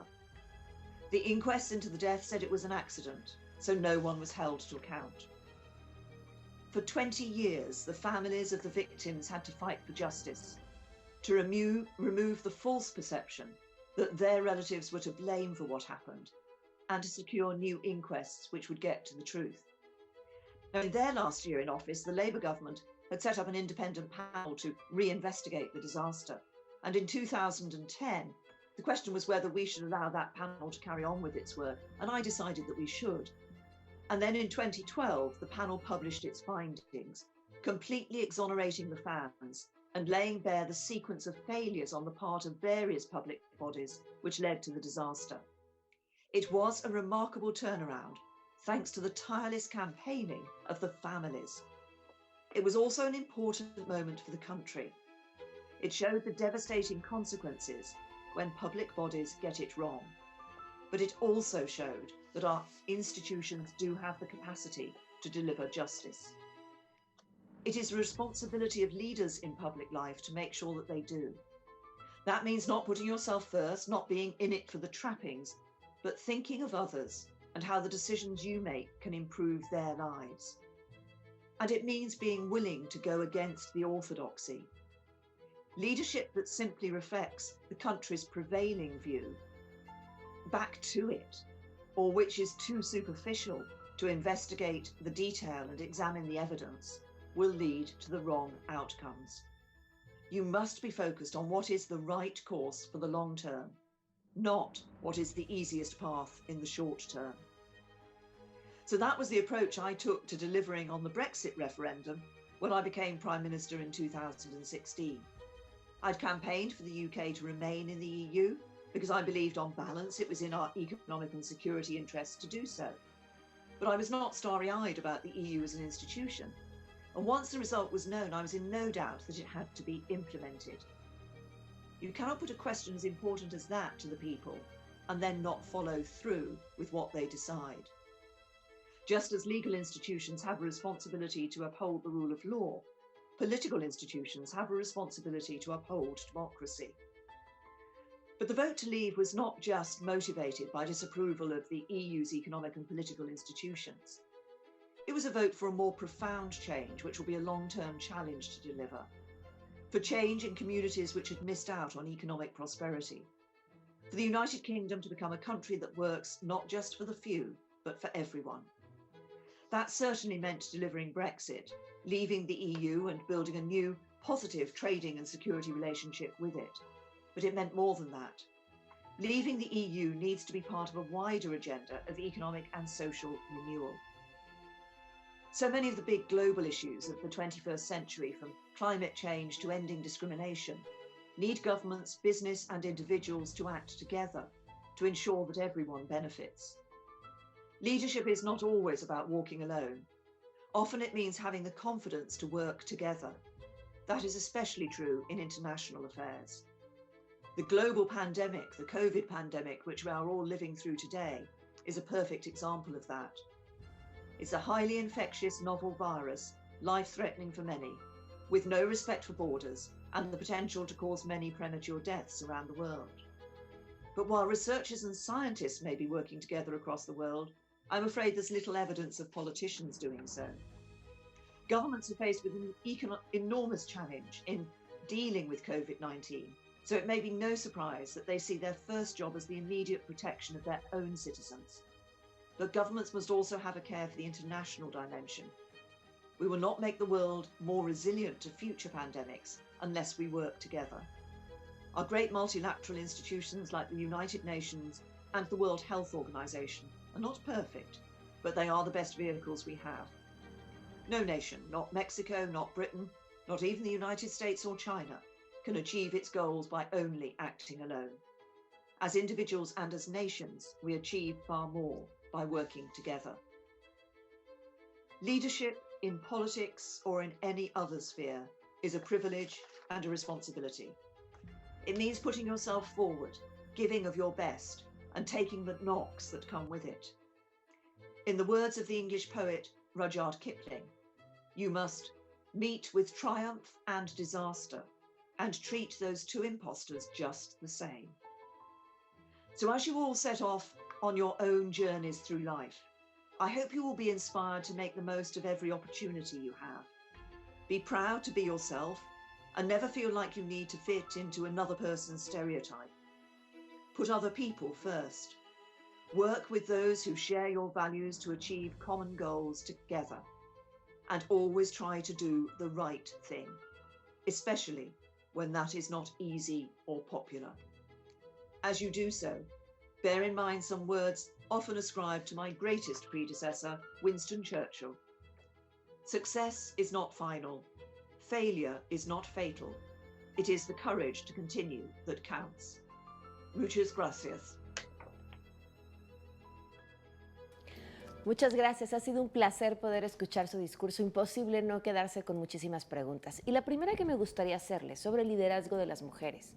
¿Usted cree que las mujeres tenemos una forma distinta de liderar que los hombres? Y si es así, ¿en dónde encontraría o enfocaría estas diferencias? Well, I think often women do have a different approach to leading than men. I think women can often be more collegiate, try to build more teams to work together than men do. And I think that women will often spend more time listening rather than simply at the top saying, this is my view, this is how it is. I think women will often listen to others. The woman will have her own views, but she will listen to others as well and think about that before putting forward her views. And I think that's very important because you need to be able to hear from a variety of people and not just always assume that you've got the right idea in terms of what you're going to do. The problem with this is sometimes it leads to men thinking that women are indecisive or haven't got a view of their own. But what I would say is that, and this goes in politics or business or any field, just because a woman is approaching the issue in a different way doesn't mean she won't get a good answer. You just have to accept that there's a different approach to be taken and a different way of doing it. So I think while we have to look at some of the male approaches to leadership and recognize that's different, but they will achieve the outcome that they're aiming to achieve. So women can achieve the outcome they're aiming to achieve, but in a different way. And that just needs to be recognized. ¿Y qué necesitamos todavía? Considerando que hombres y mujeres hemos sido educados y criados de forma distinta, vemos el mundo de forma distinta, ¿habría cosas del liderazgo masculino que tendríamos que retomar, que podríamos aprovechar? ¿Rescataría algo sobre esto? I think I'm not against women looking at how the men do it and perhaps using some of the tools that the men use in approaching their leadership. But I think it's very important for any woman, indeed for any individual who comes into a leadership position, to do the job the way they think is right, rather than trying to just adapt themselves to an approach that somebody else might take. Because if you do that, then you will end up being false to yourself. And I think particularly in leadership where the public are concerned, they see that. They know you're not being yourself. So always be true to yourself. Usted peleó fuertemente contra la violencia doméstica y ya nos dijo algunas de las medidas que tomó. ¿Cuáles de estas medidas considera que fueron las que mejor funcionaron y si cree que alguna de estas medidas podrían ser aplicadas en Latinoamérica o en México, donde es uno de los más grandes problemas que tenemos hoy, justamente la violencia doméstica? Well, I think domestic violence is a very difficult issue, and one of the first things is for people to recognize that it is an issue. It is not something that can be put to one side and forgotten about. It needs to be addressed. And one of the key things here in the UK was to get people talking about domestic violence, recognizing that it took place and recognizing that it is a crime. To assault another person, it is a crime. I think some of the measures that I took that were most important were recognize that domestic abuse can be a variety of types.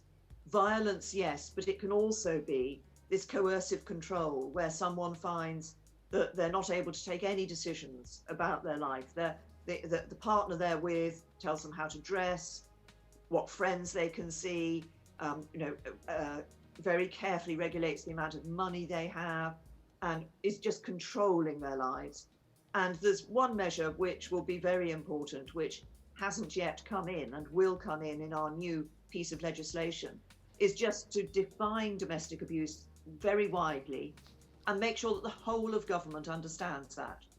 Because this isn't just an issue for the Home Office or the Ministry of the Interior. It's an issue for our education department. There will be children in school who are seeing domestic violence take place at home, and that affects their education. There will be doctors who are seeing people who are the victims of domestic violence. Dealing with that is important. Dealing with the root cause rather than just the injuries is important. So the whole of government, just like the whole of society, needs to recognize this is an issue. ¿Cómo cree que el COVID-19 cambiará el mundo, más allá de lo que ya lo hizo? Well, this is the big question, isn't it? And everybody's thinking about this at the moment, and people talk about moving on to a new normal rather than returning to the old normal. I think there will be some changes. I hope that what we will see in terms of economies around the world is that when they are building themselves back up, and reviving economies, governments will look to do so in a much greener way, a much more eco-friendly way, and recognizing what they need to do to deal with climate change. This is an opportunity, a step change can be taken as a result of this. Here in the UK, we talk a lot about different work patterns. People in lockdown were working from home, and many people say they won't work in an office so frequently in the future.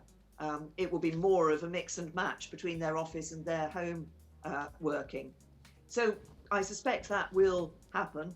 I think myself that it will happen to a lesser extent than many predict. I think gradually people will go more back into the office because that interaction with others is so important. But it's also important for us to get world travel back again. Planes flying, people flying, interacting with each other. De haber estado al frente, ¿hubiera manejado esta crisis de forma distinta a como se ha manejado en Reino Unido? I don't think it's possible for anybody who wasn't right at the centre with access to all the data and information that was coming in to say how they would have handled it. I mean, there have been some issues here in the UK. There was an issue of the number of elderly people who left hospital to go to elderly care homes for elderly people with COVID and spread that in the care homes, and we saw a lot of deaths in care homes. And there have been issues about making sure we have a good test and trace system up and running. But this was something that has hit every government around the world. And there have been different ways and different approaches to dealing with it. Nobody had the rule book for how to deal with this. Everybody has had to find their way through it.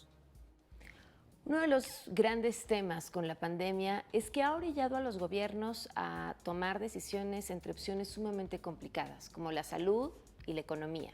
Y creo que ha sido uno de los grandes temas justamente esta decisión.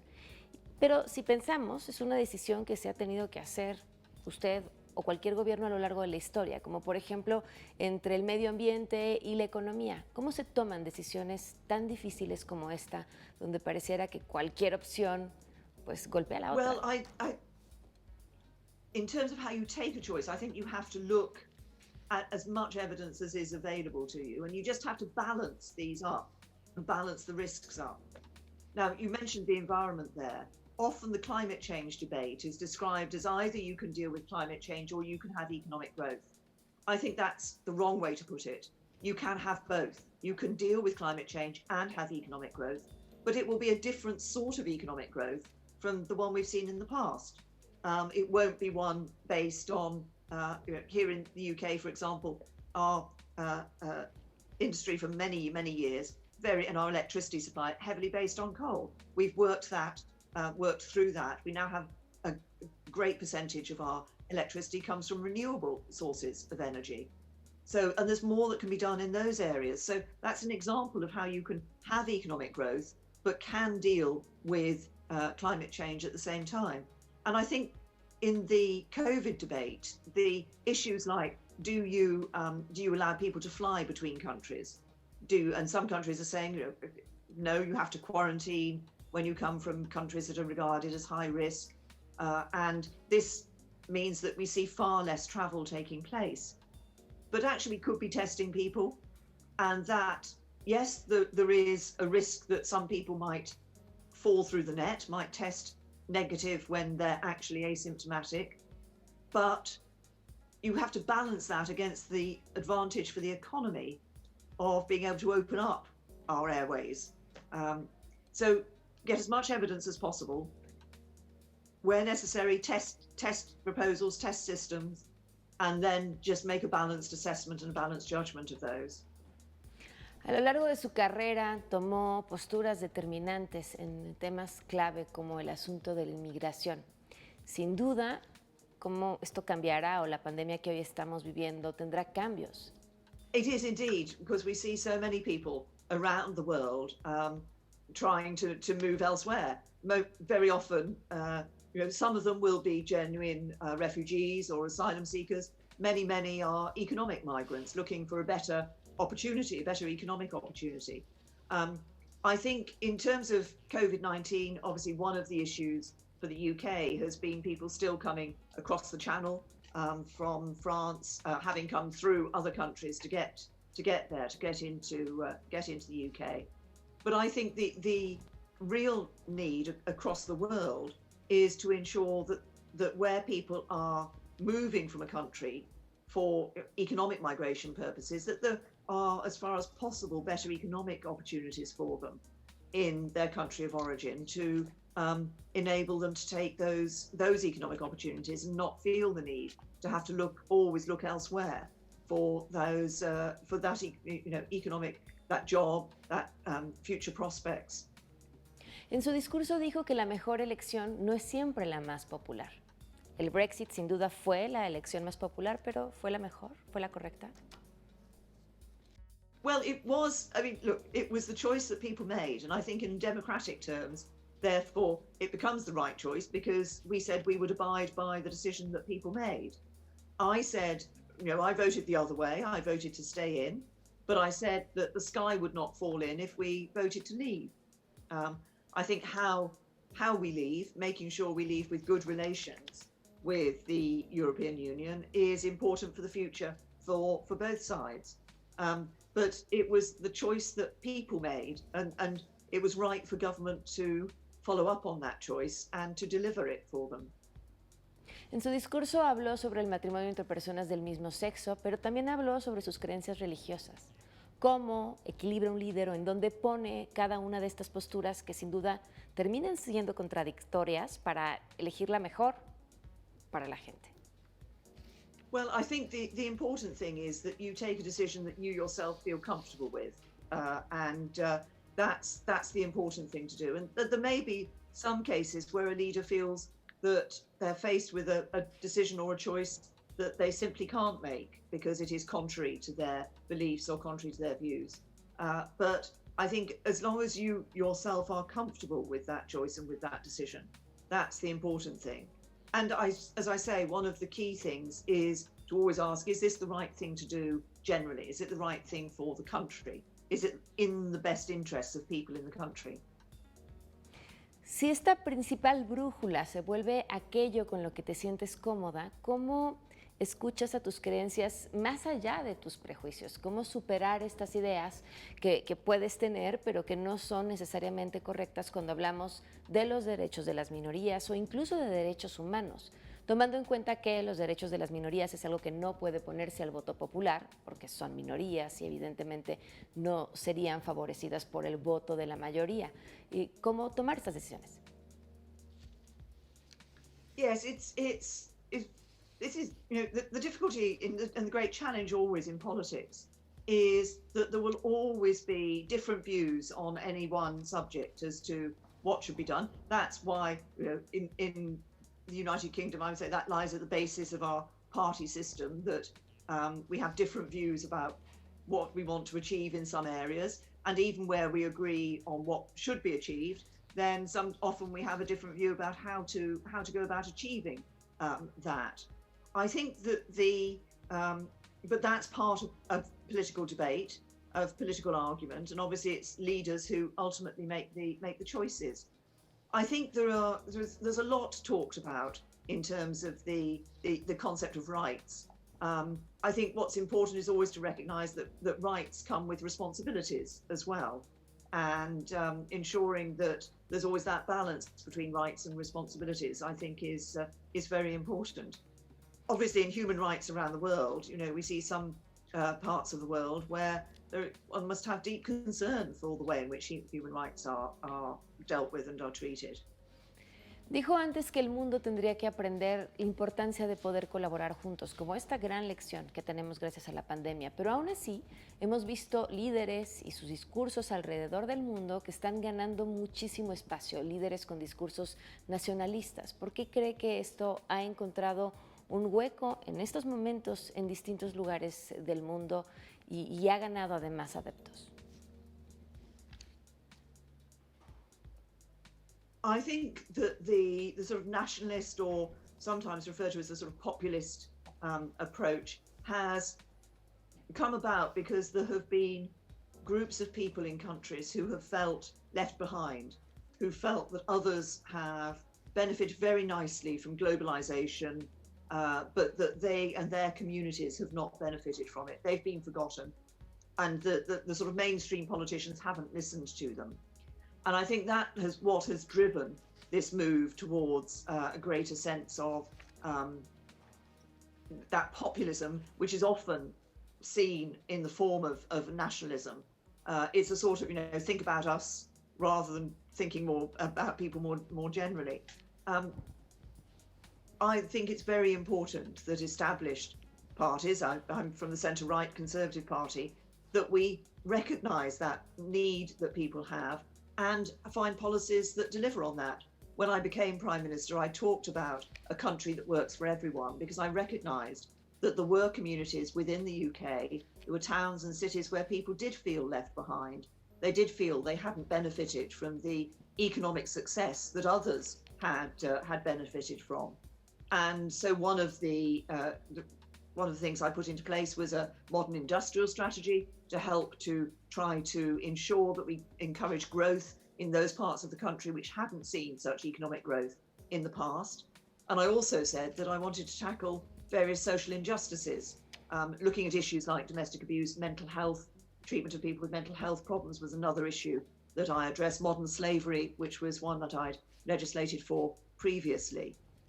So I think it's important for the mainstream politicians actually to recognise the voice of those who are saying we were left behind, and develop policies, develop approaches that recognise that and deliver for those people.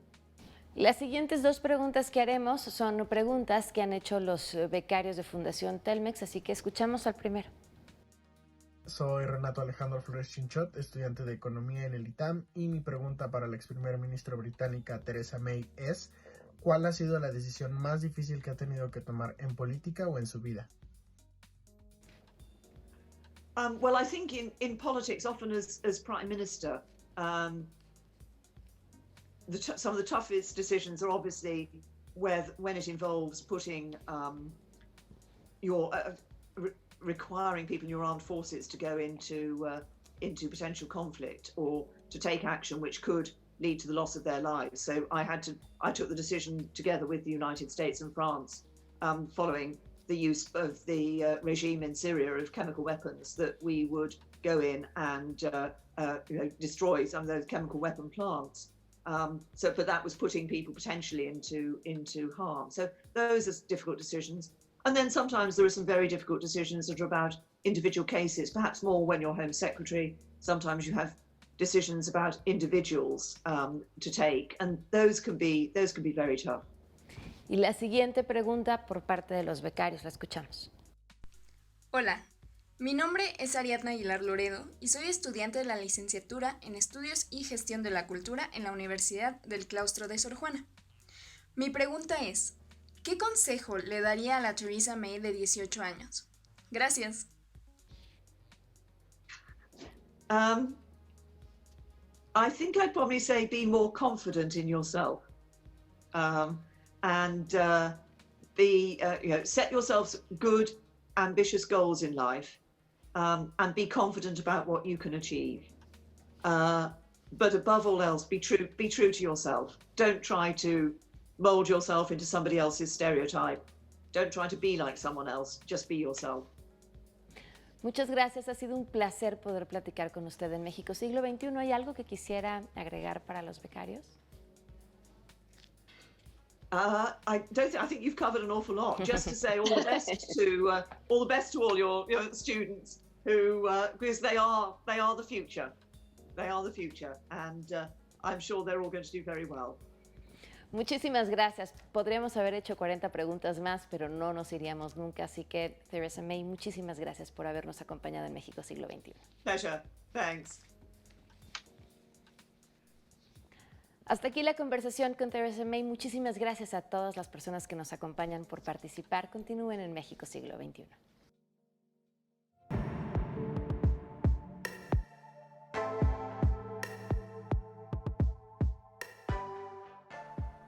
Hola a todos, buenos días. Hello, good day.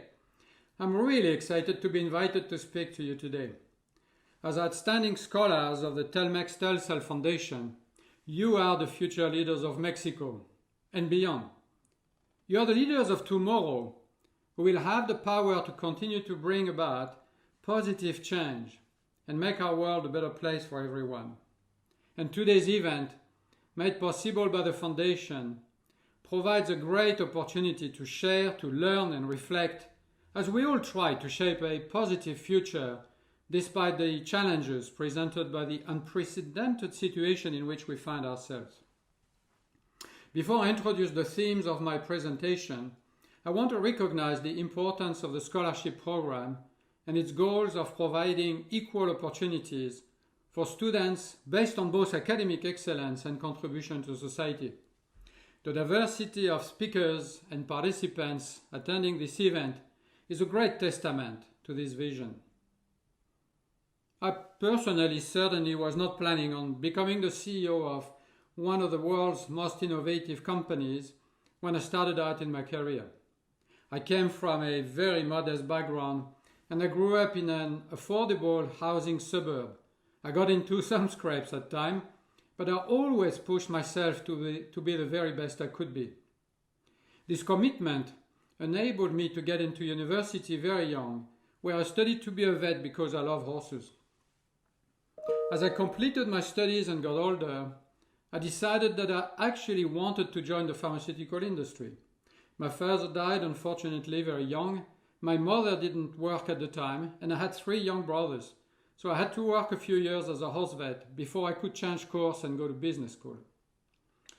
I'm sharing these details of my life to show you that with hard work, commitment and flexibility, you can take your career and your life into many different exciting directions. I've been lucky to be able to work in New Zealand, in Australia, in Japan, in Switzerland, in the United States, in New Jersey, in California, and more recently in the UK. And I've learned to appreciate different people and cultures, even though I actually was born in an underprivileged suburb in France, and I never left my country of birth until I was 24 years of age. After business school, I joined the pharmaceutical industry, which enabled me to focus on science, medicine, and making a contribution to society. The diversity of professional settings, cultures, and also challenges that I have been fortunate to experience, particularly during the earlier years of my career, fundamentally shaped my values, my leadership style, and also my appreciation of how we can all contribute to society. It is these values and these attributes that have helped to shape my journey as CEO of AstraZeneca, and that will be the focus of my presentation today. The first point I wanted to make today concerns the importance of living and holding true to your values. When I first joined AstraZeneca, the organization faced a number of challenges, including declining sales and a weak product pipeline, which is the lifeblood of pharmaceutical companies. So, why did I take on the role? Each time you change jobs, you have to ask yourself if it is the right thing to do. Personally, I have always been attracted to and I've taken jobs that were always a bit of a risk. Risk is part of life, and it is part of everything we do at AstraZeneca. And I had no hesitation in accepting the challenge. It was a company I had always admired, not least for its focus on scientific innovation, and I knew it had great people and great potential. It had just lost its focus on the fundamentals. In our industries, fundamentals start with a relentless focus on pushing the boundaries of science to deliver life-changing medicines. And to achieve this, there was much to do at AstraZeneca to rebuild the company's self-confidence and the culture. Today, I'm very proud to see how the efforts of everyone across the company over many years are paying off, not least in how we are delivering medicines and solutions that are helping patients who are facing some of the world's most serious health challenges, and also the way the company is making a positive contribution to society. So what has helped to guide our actions at AstraZeneca during the turnaround? First, we identified and we laid out a clear strategic focus. Secondly, we established a shared purpose that guides all of us. That shared purpose is to push the boundaries of science to discover life-changing medicine. Our common goal, the reason we come to work every day, is to innovate, to discover new medicines and write new pages in the medical textbooks. Having a shared purpose, knowing what you come to work every day is fundamental. And finally, and most importantly, we defined a set of values that are more than words on paper. They help us drive progress on a day-to-day basis, as well as act as a check and balance on all our actions. What are those values? First, we follow the science, following the twists and turns that science presents. Second, we put patients first, ensuring they are at the heart of everything we do. Third, we're entrepreneurial. We look for opportunities to innovate. And fourth, we play to win, aiming to deliver the best possible results. Fifth and finally, we do the right thing, focusing on the greater good of our company and society. As I said earlier, these values drive decisions and behaviors across AstraZeneca, and our response to COVID-19 presents examples of how we are living each of those values. I'll cover our response to the pandemic in detail later, but my question for you to reflect on at this stage is whether you are clear on your values and how they're connected to your decisions. My second theme today is leadership. Another key factor that has been central to AstraZeneca's progress.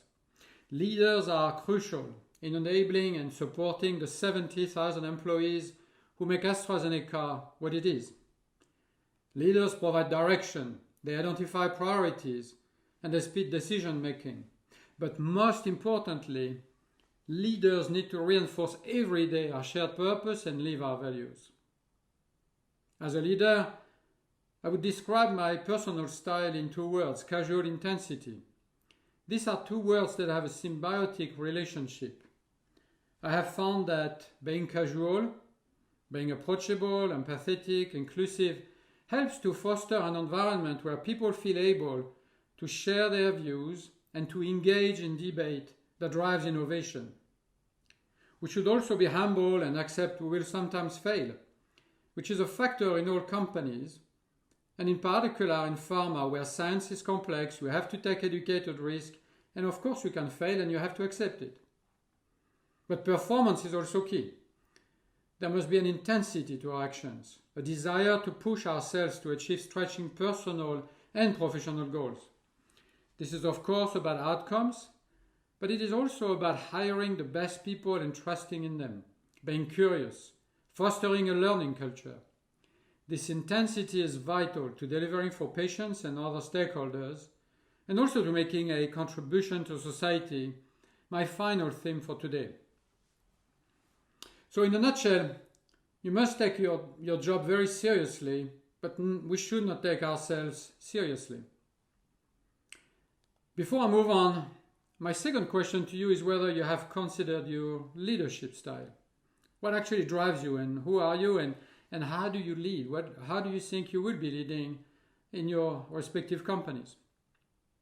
Finally, the importance of singing being in contribution to society is what I would like to talk about.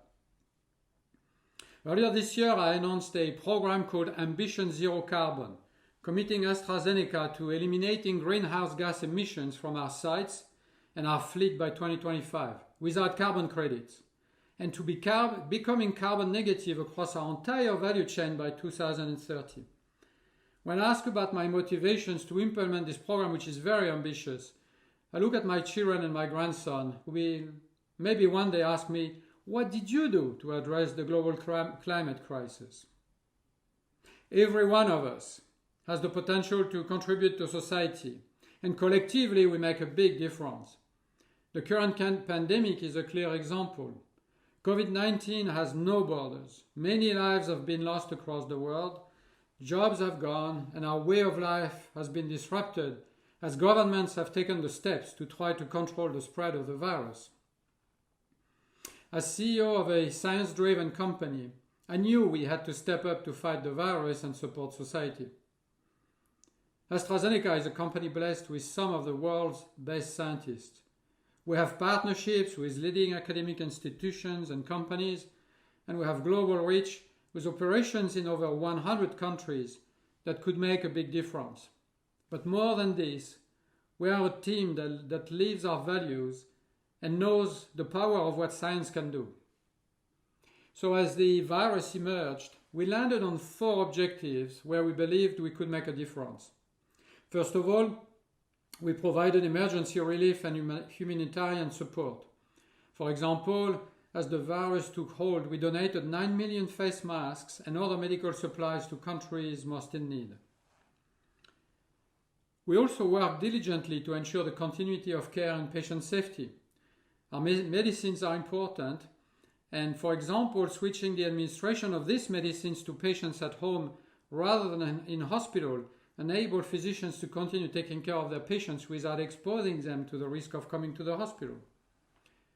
Thirdly, we ensured the continued supply of our medicines. Throughout the pandemic, patients have remained in need of medicines, and despite having to overcome considerable challenges to supply chains, I'm proud to say that we have maintained supply. It was of course very important. All our medicines are needed, and patients needed to be able to keep controlling their chronic conditions. Lastly, we are driving forward research and development, and so let me tell you a little bit about what we are doing. First of all, we have a COVID-19 monoclonal antibody research. We have recently identified and progressed antibodies into clinical development. As you may know, monoclonal antibodies mimic natural antibodies. They support the body's immune response. And we hope that an antibody-based treatment could neutralize the virus and be given as a preventative option for those who are exposed. It could also be used to treat the disease progression in patients that are already infected by the virus. Finally, it also has the potential to provide an immediate effect in the patient. So therefore, those can be used for prophylactic use or for treatment. Secondly, we are exploring how some of our existing compounds might help in the treatment of COVID-19, either by reducing the excessive immune response in some patients or protecting the organs from damage. Our hope is that by doing so, these compounds will support the recovery and keep patients out of intensive care. And thirdly, we are collaborating to bring forward a potential vaccine. Earlier this year, we established a collaboration with the University of Oxford for the global development, manufacturing, and distribution of the university's potential vaccine. Clinical trials were initiated with an unprecedented development timeline, and phase 1-2 trial results published in July demonstrated encouraging results. Late-stage trials have been underway for now a few months, and some 18,000 people have participated so far, and the enrollment in the trials is moving very quickly. You may have seen recent coverage about the trial being briefly paused, and then we restarted. In large vaccine trials such as this one, it is expected that some participants will become unwell, and every case has to be carefully evaluated. This is what happened recently with our trial. It was a standard action in line with our continuing commitment to the safety of participants and to maintaining the highest standards of conduct in our trials. And after evaluation, the authorities and the experts allowed us to restart. So with trial now approved to restart and moving forward, we expect to be able to announce results later this year. And of course, it depends on the rate of infection within the clinical trial communities that will define when we get results. Of course, ensuring the vaccine reaches patients is also critical. And we've already secured capacity to supply some 3 billion doses in the world. And we've established parallel supply chain in different geographies to remove the question of who gets the vaccine first. This includes an agreement with the Carlos Slim Foundation to supply the vaccine to Latin America. I want to take this opportunity to thank Mr. Slim and the Foundation for stepping up to collaborate with us to establish this supply chain and provide access to the vaccine to millions of Latin Americans if the trials are successful. It has been a pleasure to see countries across Latin America collaborate to manufacture the vaccine for the benefit of all people in Latin America. This project has been a great demonstration of public-private partnership and a great example of what can be achieved when people from different walks of life come together to resolve an issue. We have also committed to making the vaccine available at no profit during the pandemic, so the vaccine can be available in a fair and equitable manner to everybody around the world. The progress we've made against our objectives in such a short space of time is remarkable, and I could not be prouder of the team at AstraZeneca who delivered this fantastic progress. I hope you can also see how our work exemplifies how we are living our values. Following the science, putting patients first, playing to win, being entrepreneurial, and doing the right thing, of course. We will get through this challenge as a society. It is just a question of when, but with the progress taking place across the pharmaceutical industry, many companies are working on this challenge.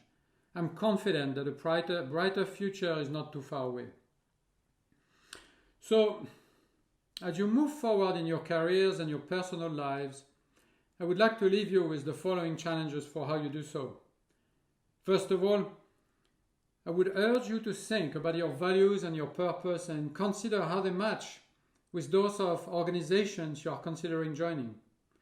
Will you be joining a team of people who share your values, and do they share a common purpose that inspires you?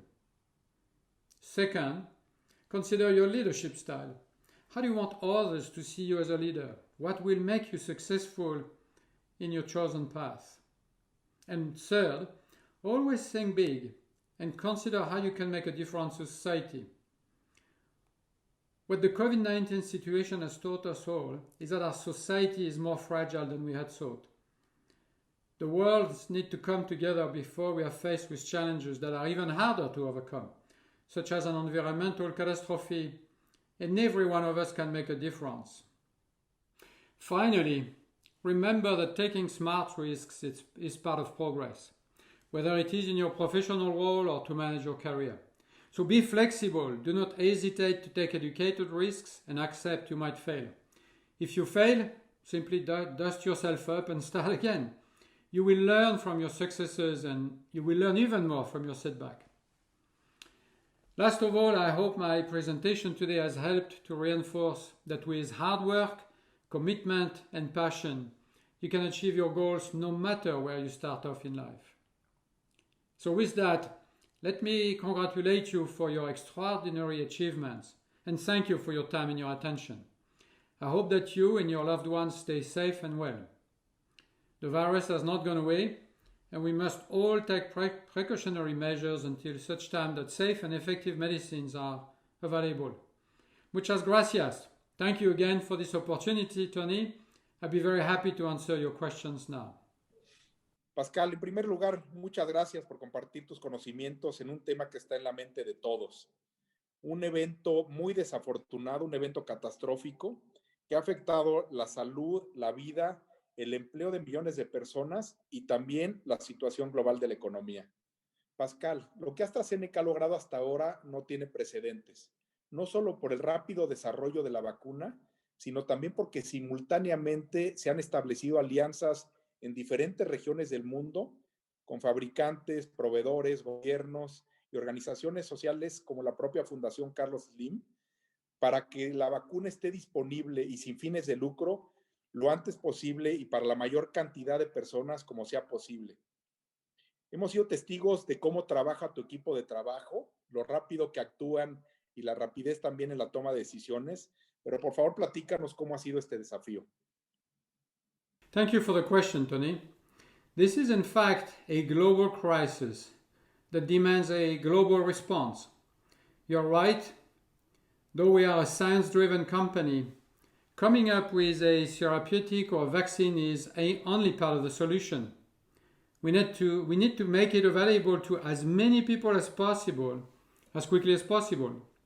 And from the very beginning, we committed to a broad and equitable supply of the vaccine around the world at no profit during the pandemic. No single company or individual can tackle this challenge alone. So our approach has been based on partnering with stakeholders with complementary strengths, and we have worked with governments and other organizations around the world to help beat this virus. So far, our supply capacity towards 3 billion doses of the vaccine candidate have been agreed with the UK, the US, Japan, Australia, China, the Europe's Inclusive Vaccines Alliance, the Coalition for the Epidemic Preparedness, Gavi, the Vaccine Alliance, and also the Serum Institute of India, R-Farm in Russia, Fiocruz in Brazil, and finally, very importantly, our alliance with the Slim Foundation in Latam. We also continue to have discussions with other regions and countries around the world to further increase our capacity. For Latin America in particular, we are aware of the urgency to have a broad access to a successful vaccine to start the recovery of the economic and the social systems, and to allow Latin Americans to move to a next normal as soon as possible. So we were very happy to partner with Carlos Slim Foundation to pursue that ambitious goal.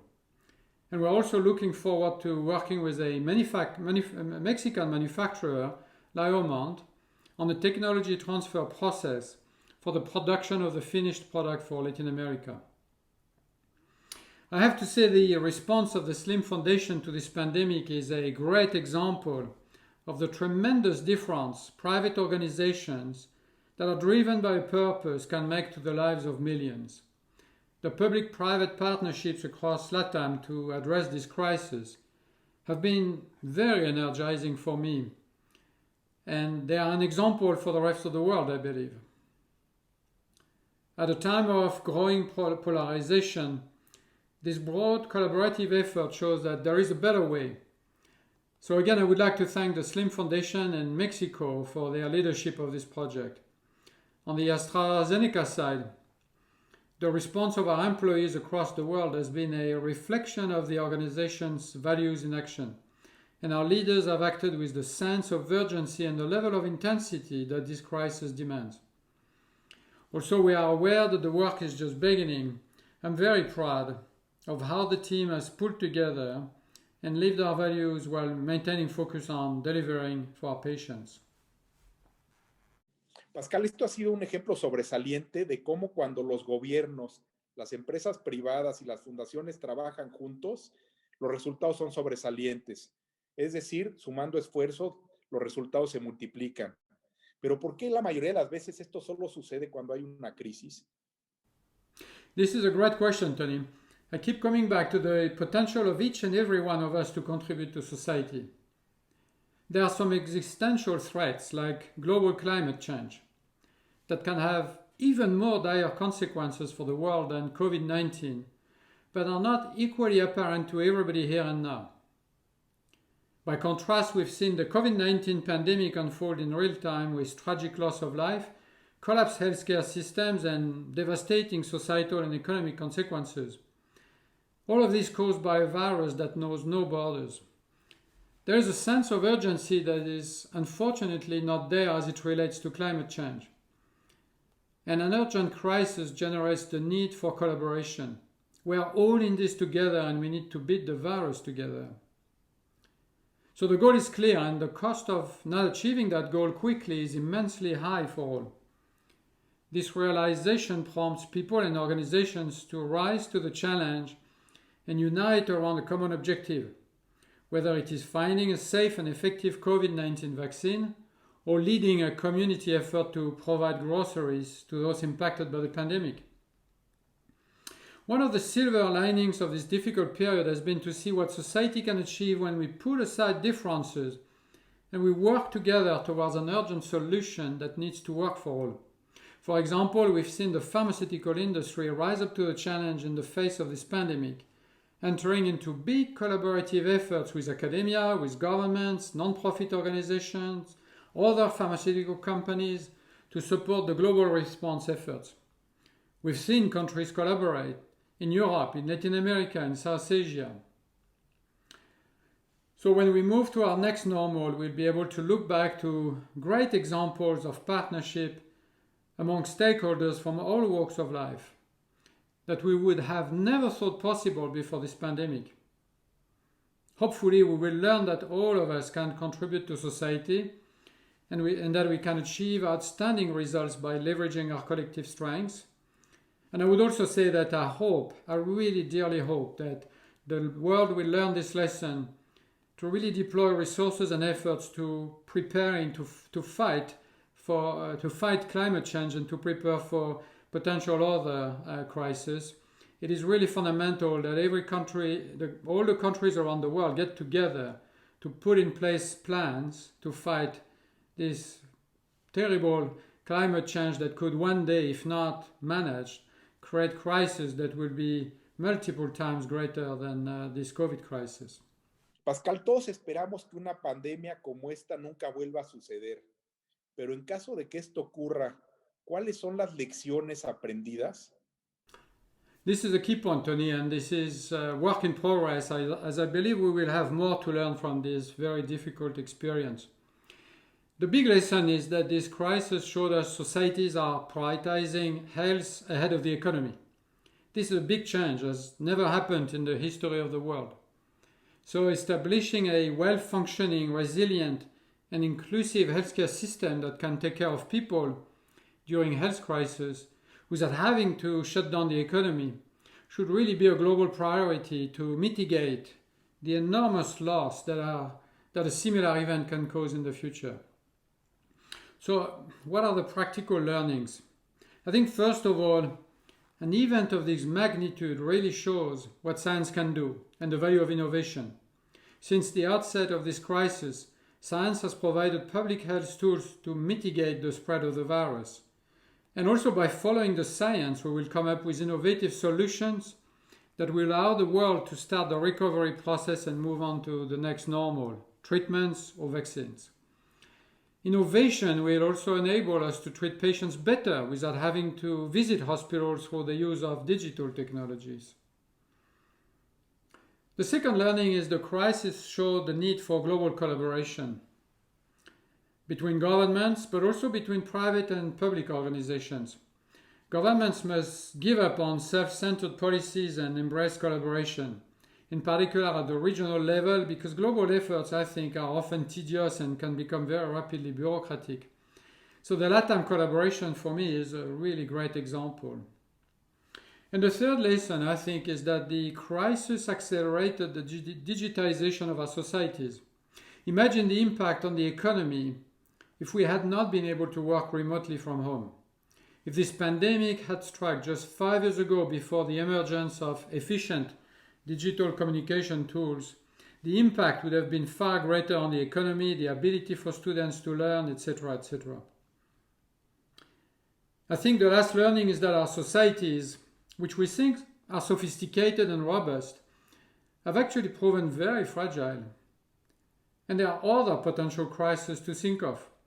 We may find that this COVID crisis was a small one if we faced a substantial climate change-related crisis. So I hope governments invest in science and innovation in their economic recovery plans, put in place a resilient healthcare system, roll out digital infrastructure such as 5G and fiber optic, and take a collaborative approach internationally. I also hope that the crisis will be a wake-up call that we need to take climate change very seriously and act with urgency. So let me end with a personal and a collective reflection. As out of adversity comes a unique chance to become better individuals and build a stronger society. We have learned that science and global collaboration can enable us to overcome great challenges. By adapting to this crisis, we are becoming stronger and more resilient individually and collectively. Despite these difficult times, I believe that if we learn from this crisis, we will emerge stronger and build a bit better future for all. Pascal, nuevamente, muchas gracias por tu participación en este tan relevante foro para el futuro profesional de miles de jóvenes mexicanos. Muchas gracias y mucho éxito.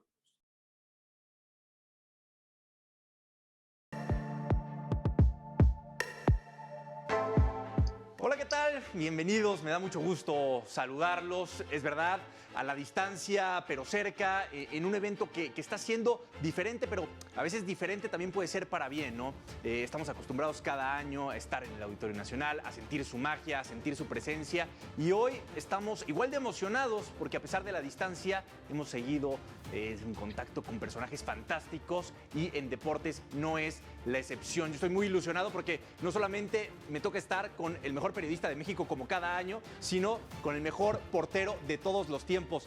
Beto Lati, qué placer tener la oportunidad de platicar contigo y con el señor Iker Casillas. ¿Cómo estás, Beto? Qué privilegio, Nicolás. Un abrazo fuerte a Iker Casillas hasta España. Nos hubiera encantado que estuviera en México. Cada año, querido Iker, tenemos aquí la posibilidad de estar con los mejores.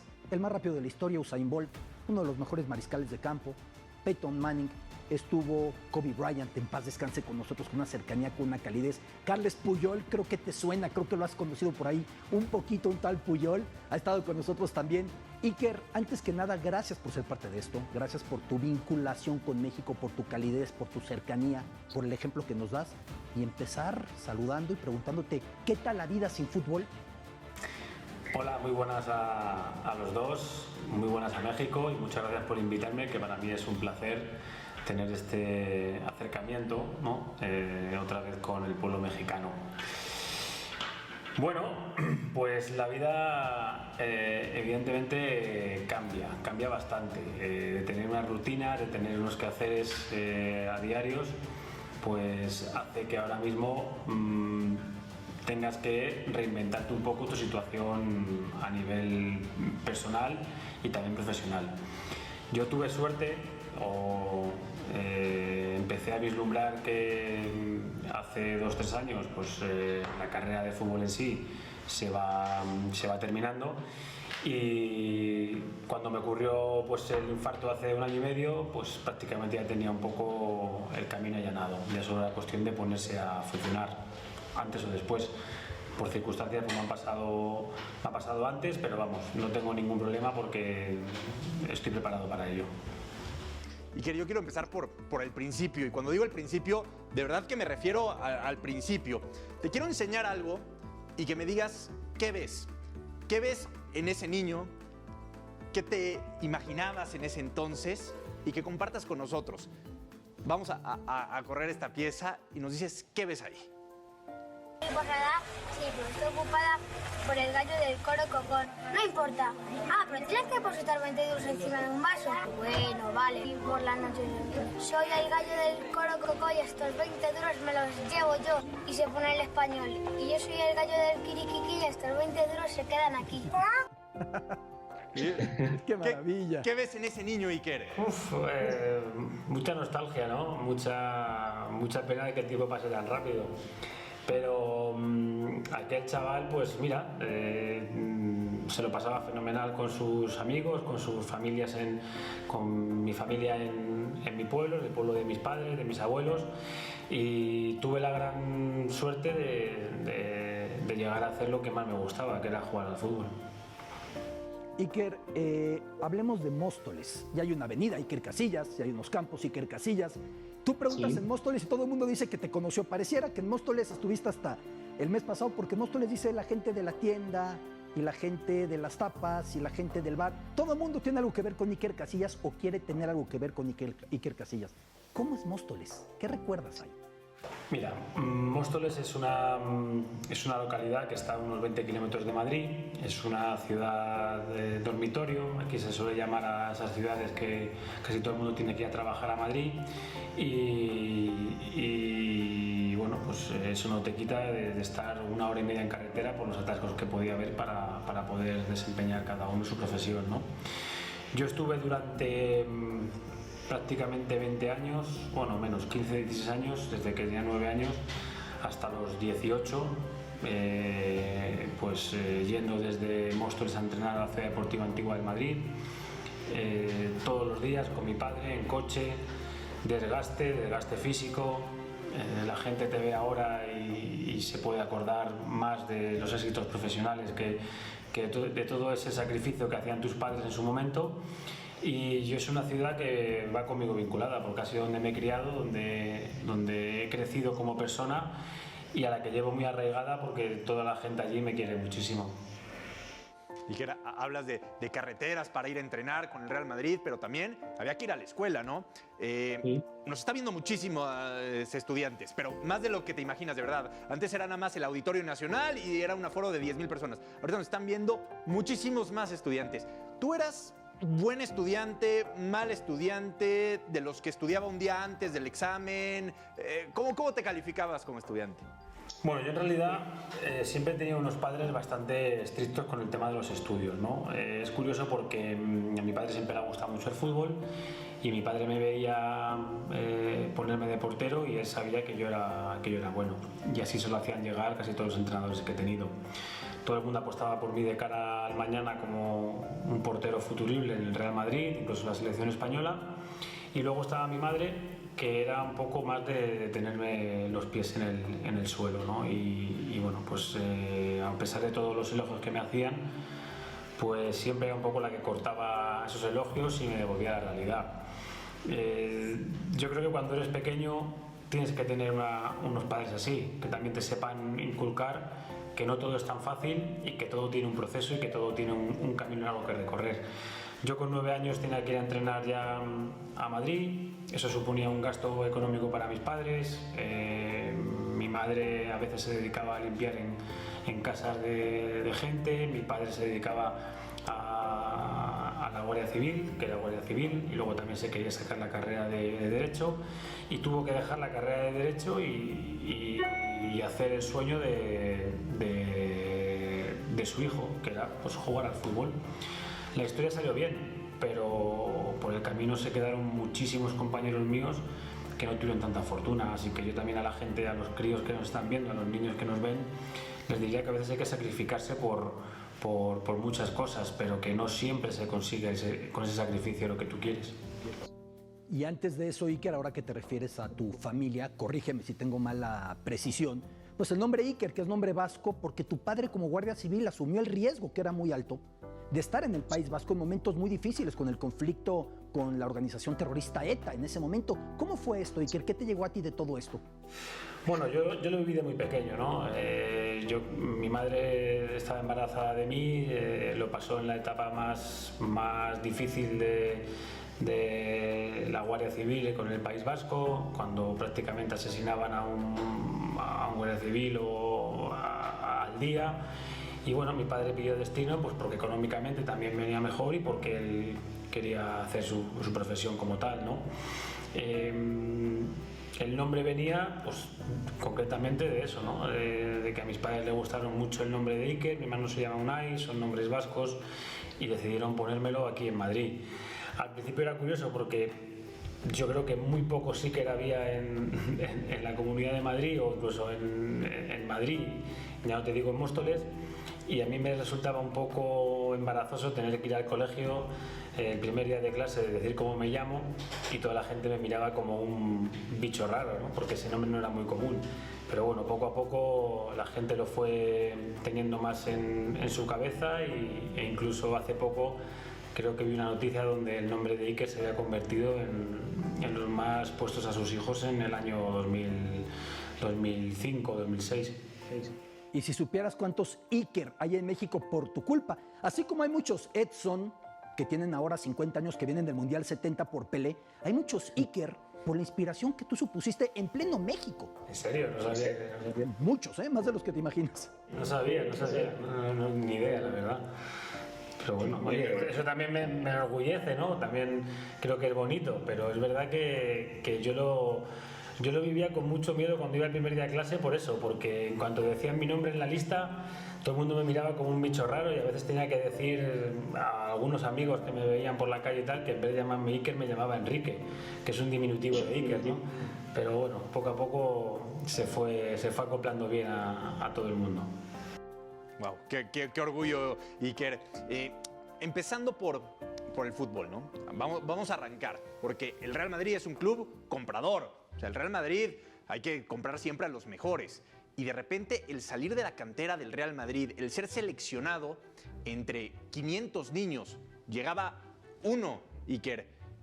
¿Cuándo tú descubriste que podía ser ese uno que podía triunfar como canterano del Real Madrid? Bueno, a ver, tienes toda la razón en lo que estás diciendo. Yo me acuerdo el primer día que fui a la ciudad deportiva del Real Madrid con 9 años a hacer las pruebas. Éramos casi unos 300 chavales en un vestuario que no eran las condiciones que reúnen ahora, que es cierto que todo ha cambiado y para bien. Pero la charla de uno de los coordinadores de la cantera de formación del Real Madrid fue así, tal cual la cuento, ¿no? De todos los que estéis aquí, que sois unos 300 niños, posiblemente vais a llegar uno o ninguno al primer equipo del Madrid y algunos se quedarán por el camino y podrán llegar pues, a segunda división o tercera división, ¿no? Por todos aquellos chavales que había, el único que llegó al primer equipo del Real Madrid fui yo. Y cuando lo recuerdo a veces, pues te entra también un poco de nostalgia, un poco de pena, se te ponen los pelos de punta, pero es la realidad. Por el camino se queda muchísima gente, muchísimos niños con sus padres que tienen muchas ilusiones, mucho sacrificio y no todo el mundo puede llegar a ello. Yo tuve aquella fortuna, tuve ese pelín de suerte que tienen el resto y al final pude conseguir el ir poco a poco subiendo las categorías inferiores hasta llegar al primer equipo, pero es un camino muy difícil. Un camino muy difícil, Iker, pero te tocó, para todos los estudiantes que nos están viendo, cuando llega a un salón de clases el director y dice, fulanito, tú ven para acá, siempre hay problemas, Iker. O sea, cuando te manda a llamar el director es porque hay problemas, o por lo menos es mi experiencia, siempre había problemas. Eso te pasaba a ti. Pues sí, ya la mayoría, hombre, cuando va el director y te dice, vende, hay problemas. Pero cuando van por Iker Casillas al instituto, le dicen, Iker, ven que tienes que venir a la oficina del director, nunca te imaginas que es para viajar a la Champions League. O sea, es que esa anécdota de verdad que es la mejor de toda la historia. Sí, la verdad es que es una de ellas. Además, lo curioso de todo esto es que yo estaba en clase, me acuerdo, en clase de diseño. Estaba con mis compañeros de clase hablando del Real Madrid precisamente porque llevaban una serie de partidos en los que no estaban bien. Y bueno, pues como cualquier aficionado más, pues con mis amigos, uno era del Atleti, otro del Barça y éramos casi todo el resto del Real Madrid, pues hablábamos un poco de la última jornada, que el Madrid había empatado y que la imagen no había sido buena. Y bueno, pues como crítico de fútbol, pues podíamos tener el derecho de criticar a esos jugadores, ¿no? Y curiosamente, antes de que llegue el recreo, un bedel, un conserje del instituto, se planta en nuestra clase, nos damos todos la vuelta. Y es verdad que a mí ya todo el mundo en el instituto sabía que yo jugaba en las categorías inferiores del Real Madrid, porque aparte de que lo sabían, también había jugado con las selecciones inferiores de la selección española. Pues siempre que podían hablábamos de fútbol. Y este conserje pues, se acercó, habló con la profesora y le dijo, Mercedes, y que tiene que salir de clase un momento porque tenemos que hablar con él. Al principio cuando me llamó no le di mucha importancia, pero es verdad que los 15-20 metros que iban dando por el pasillo de la clase, pues sentí un poco de nervios, ¿no? Porque nunca había pasado eso y porque podía ser alguna noticia desagradable. Pero por suerte nada más llegar me tranquilizó, me dijo que no era nada malo, que es más, que era una noticia buena, que el Real Madrid te reclama para irte con ellos a jugar la Champions. Tienes abajo al director, habla con él que te va a explicar bien la situación. Al principio me quedé perplejo, no entendía muy bien lo que me estaba diciendo, pensaba que era una broma Y al bajar las escaleras y reunirme con el director, que él también tenía y era sabedor que yo estaba jugando en las categorías inferiores del Madrid, pues me comunicó que le habían llamado por parte del club y que tenía que incorporarme en el aeropuerto para irnos a Noruega. Pues fíjate, pues pasar de ser crítico con el club, con el Real Madrid, con los jugadores, a ser partícipe de ellos en un viaje a Noruega. Es que es para pensar que de pronto las películas de hadas y las películas de princesas y las películas de dragones y de caballeros se pueden hacer realidad. Porque el niño Iker Casillas estaba con los amiguitos diciendo, pues yo alinearía así y yo pondría tal y yo colocaría tal. Y de repente te metes a la película que estabas escribiendo y es, pues tú viajas a Noruega. Correcto. Es increíble. Sí, con 16 años. O sea, pasé de estar con mis compañeros hablando, como he dicho, una crítica, pues a estar comiendo en una mesa con Clarence Seedorf, con Fernando Morientes, con Raúl González, con Davor Zucker, con Mijatovic, con Roberto Carlos. Entonces fue pues como eso, como un premio que le toca a alguien ir a Disneylandia o a Euro Disney, y a mí me tocó pues estar 3 días con el Real Madrid de las estrellas en Noruega, y que luego encima pues fue el equipo que consiguió ganar la famosa 7ª Copa de Europa. No, esa historia es espectacular, a pesar de que no tienes actividad, ¿no? Vas a la banca y estás ahí en la banca, pero no tienes actividad. Pero el debut, Iker, el debut también es espectacular porque eras el tercer portero. O sea, casi siempre, si al primer portero anda mal, pues pones al segundo portero, pero a ti te aventaron al ruedo muy joven, siendo el tercer portero y aparte en tu tierra, ¿no? Entonces, bueno, la tierra de tu familia. Entonces eso me imagino que también significó mucho para ti. Sí, las circunstancias a veces, pues eso, no sé si estaban o estaba destinado para ello, pero es verdad que mi debut pues se produce con 18 años. Yo formo parte del primer equipo en la temporada 99-2000 como tercer portero. Venía a ganar el Mundial Sub-20 y eso hace que el club apostase por mí para estar en el Madrid B y formar parte del primer equipo, como he dicho. ¿Qué ocurre? Que todo un campeón del mundo y campeón de Europa como Bodo Illner pues sufre una serie de unas pequeñas lesiones que le incomodan el poder entrenar. Apenas estamos Albano Bizarri y yo, que éramos pues, dos pipiolos. Yo tenía 18 años, él tenía 20 años, y durante un mes y medio de pretemporada pues estamos solos de cara a formar parte del primer equipo.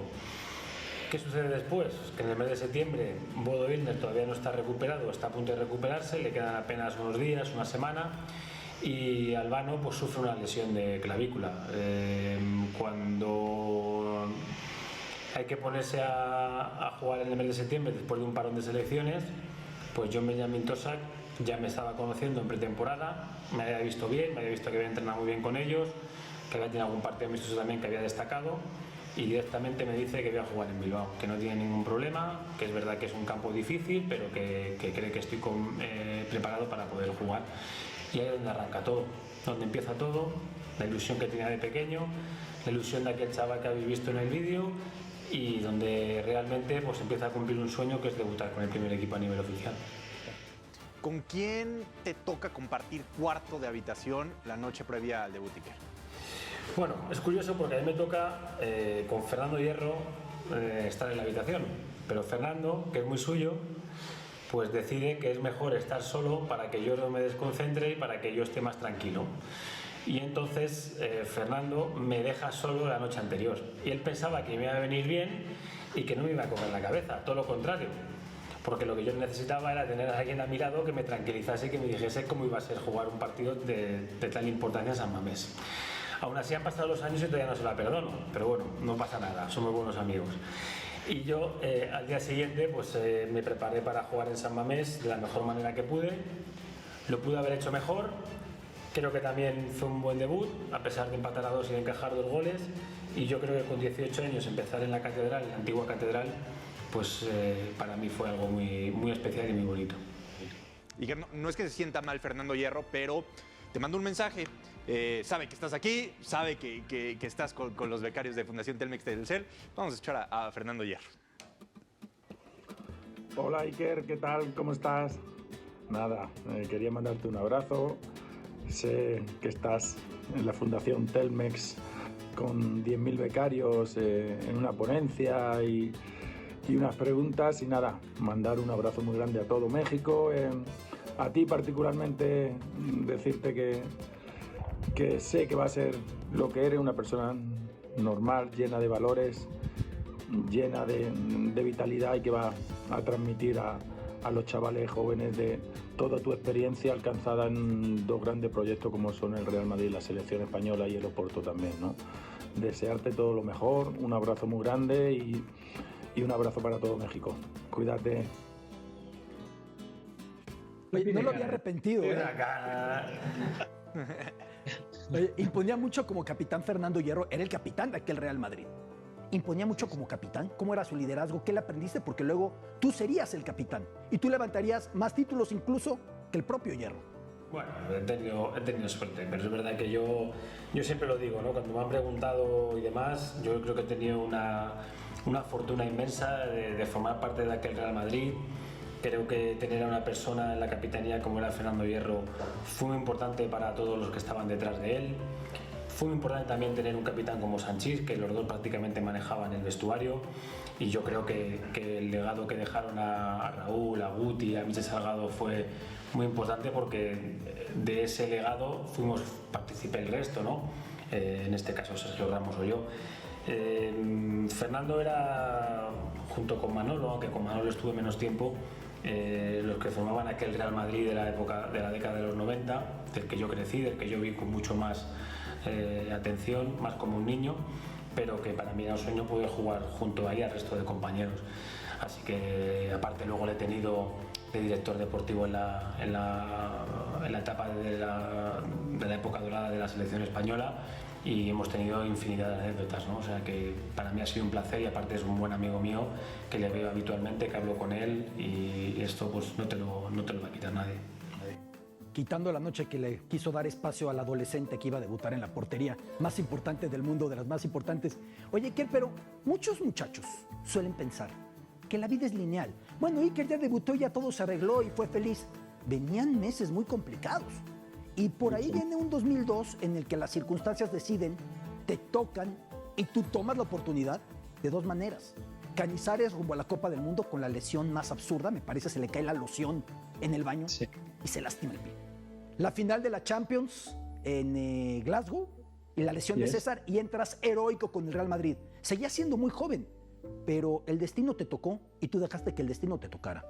Pues mira, yo creo que eso es lo que la gente también, a tu introducción de esta pregunta, que voy ahora mismo con ella, lo que la gente tiene que saber es que cuando llegas al primer equipo no todo es fácil, y que detrás hay un momento y unos tiempos muy marcados, que es el sacrificio de todos los chavales, como he dicho al principio, que para llegar a tu sueño. Pero lo que sí está claro es que en la época del año 2002, cuando yo dejo de jugar, porque Vicente considera que César está mejor y que yo no doy esa seguridad quizá que venía dando, pues esos 2 meses lo que tienes que hacer es sacar algo positivo de lo malo, ¿no? Yo creo que cuando tienes una crisis lo que tienes que hacer es reinventarte y analizar qué es lo que pasa. Y a mí me vino muy bien porque yo tenía apenas 20 años, venía de ganar una Champions, venía de ganar 2 ligas, y bueno, pues hace también que hagas un parón en tu vida profesional y te replantes un poco tu situación, ¿no? A lo mejor no todo va a ser siempre tan sencillo y tan fácil. Y por el motivo que sea, el destino tiene estos caprichos, ¿no? Después de estar prácticamente 1 mes y medio sin jugar, o 2 meses, vamos a la final de Glasgow, o de la lesión de un compañero como César, que gran parte de estar en esa final también había sido por su buen hacer en las diferentes finales o eliminatorias que hayamos tenido, pues hace que por una jugada totalmente absurda se lesione el pie y tenga que ser reemplazado por mí. Tú sales, estás tranquilo, vas ganando 2-1, es verdad que los alemanes atacaban pues porque era normal, ¿no? Iban perdiendo 2-1 y tenían que ir al empate sí o sí, y sin quererlo, sin beberlo, en el último minuto te conviertes en un protagonista junto con Zidane o el resto de compañeros, pero también porque eran 2-3 paradas seguidas y fueron muy rápidas en el tiempo, pues te conviertes en protagonista. No sé, de todo ese sacrificio de 2 meses sin jugar y que habías estado prestando un poco más atención a otras cosas, pues hace que tengas tu pequeña recompensa, ¿no? Más allá de esa final de Champions, claro, a los 2 días tienes que ir a un mundial como el de Japón y Corea. Sin 2 meses jugar, Camacho pues decide llevar a Cañizares, decide llevar a Ricardo, que era otro portero, compañero nuestro, y decide llevarme a mí. Yo no había jugado apenas nada. Yo partía y estaba seguro de que iba a estar como segundo, como tercer portero. Pero la lesión de Cañizares hace que se abra otra vez la oportunidad de poder jugar, y Camacho, me acuerdo, con apenas recién cumplidos 21 años, me dice que iba a ser el portero del Mundial y que tengo que dar el do de pecho.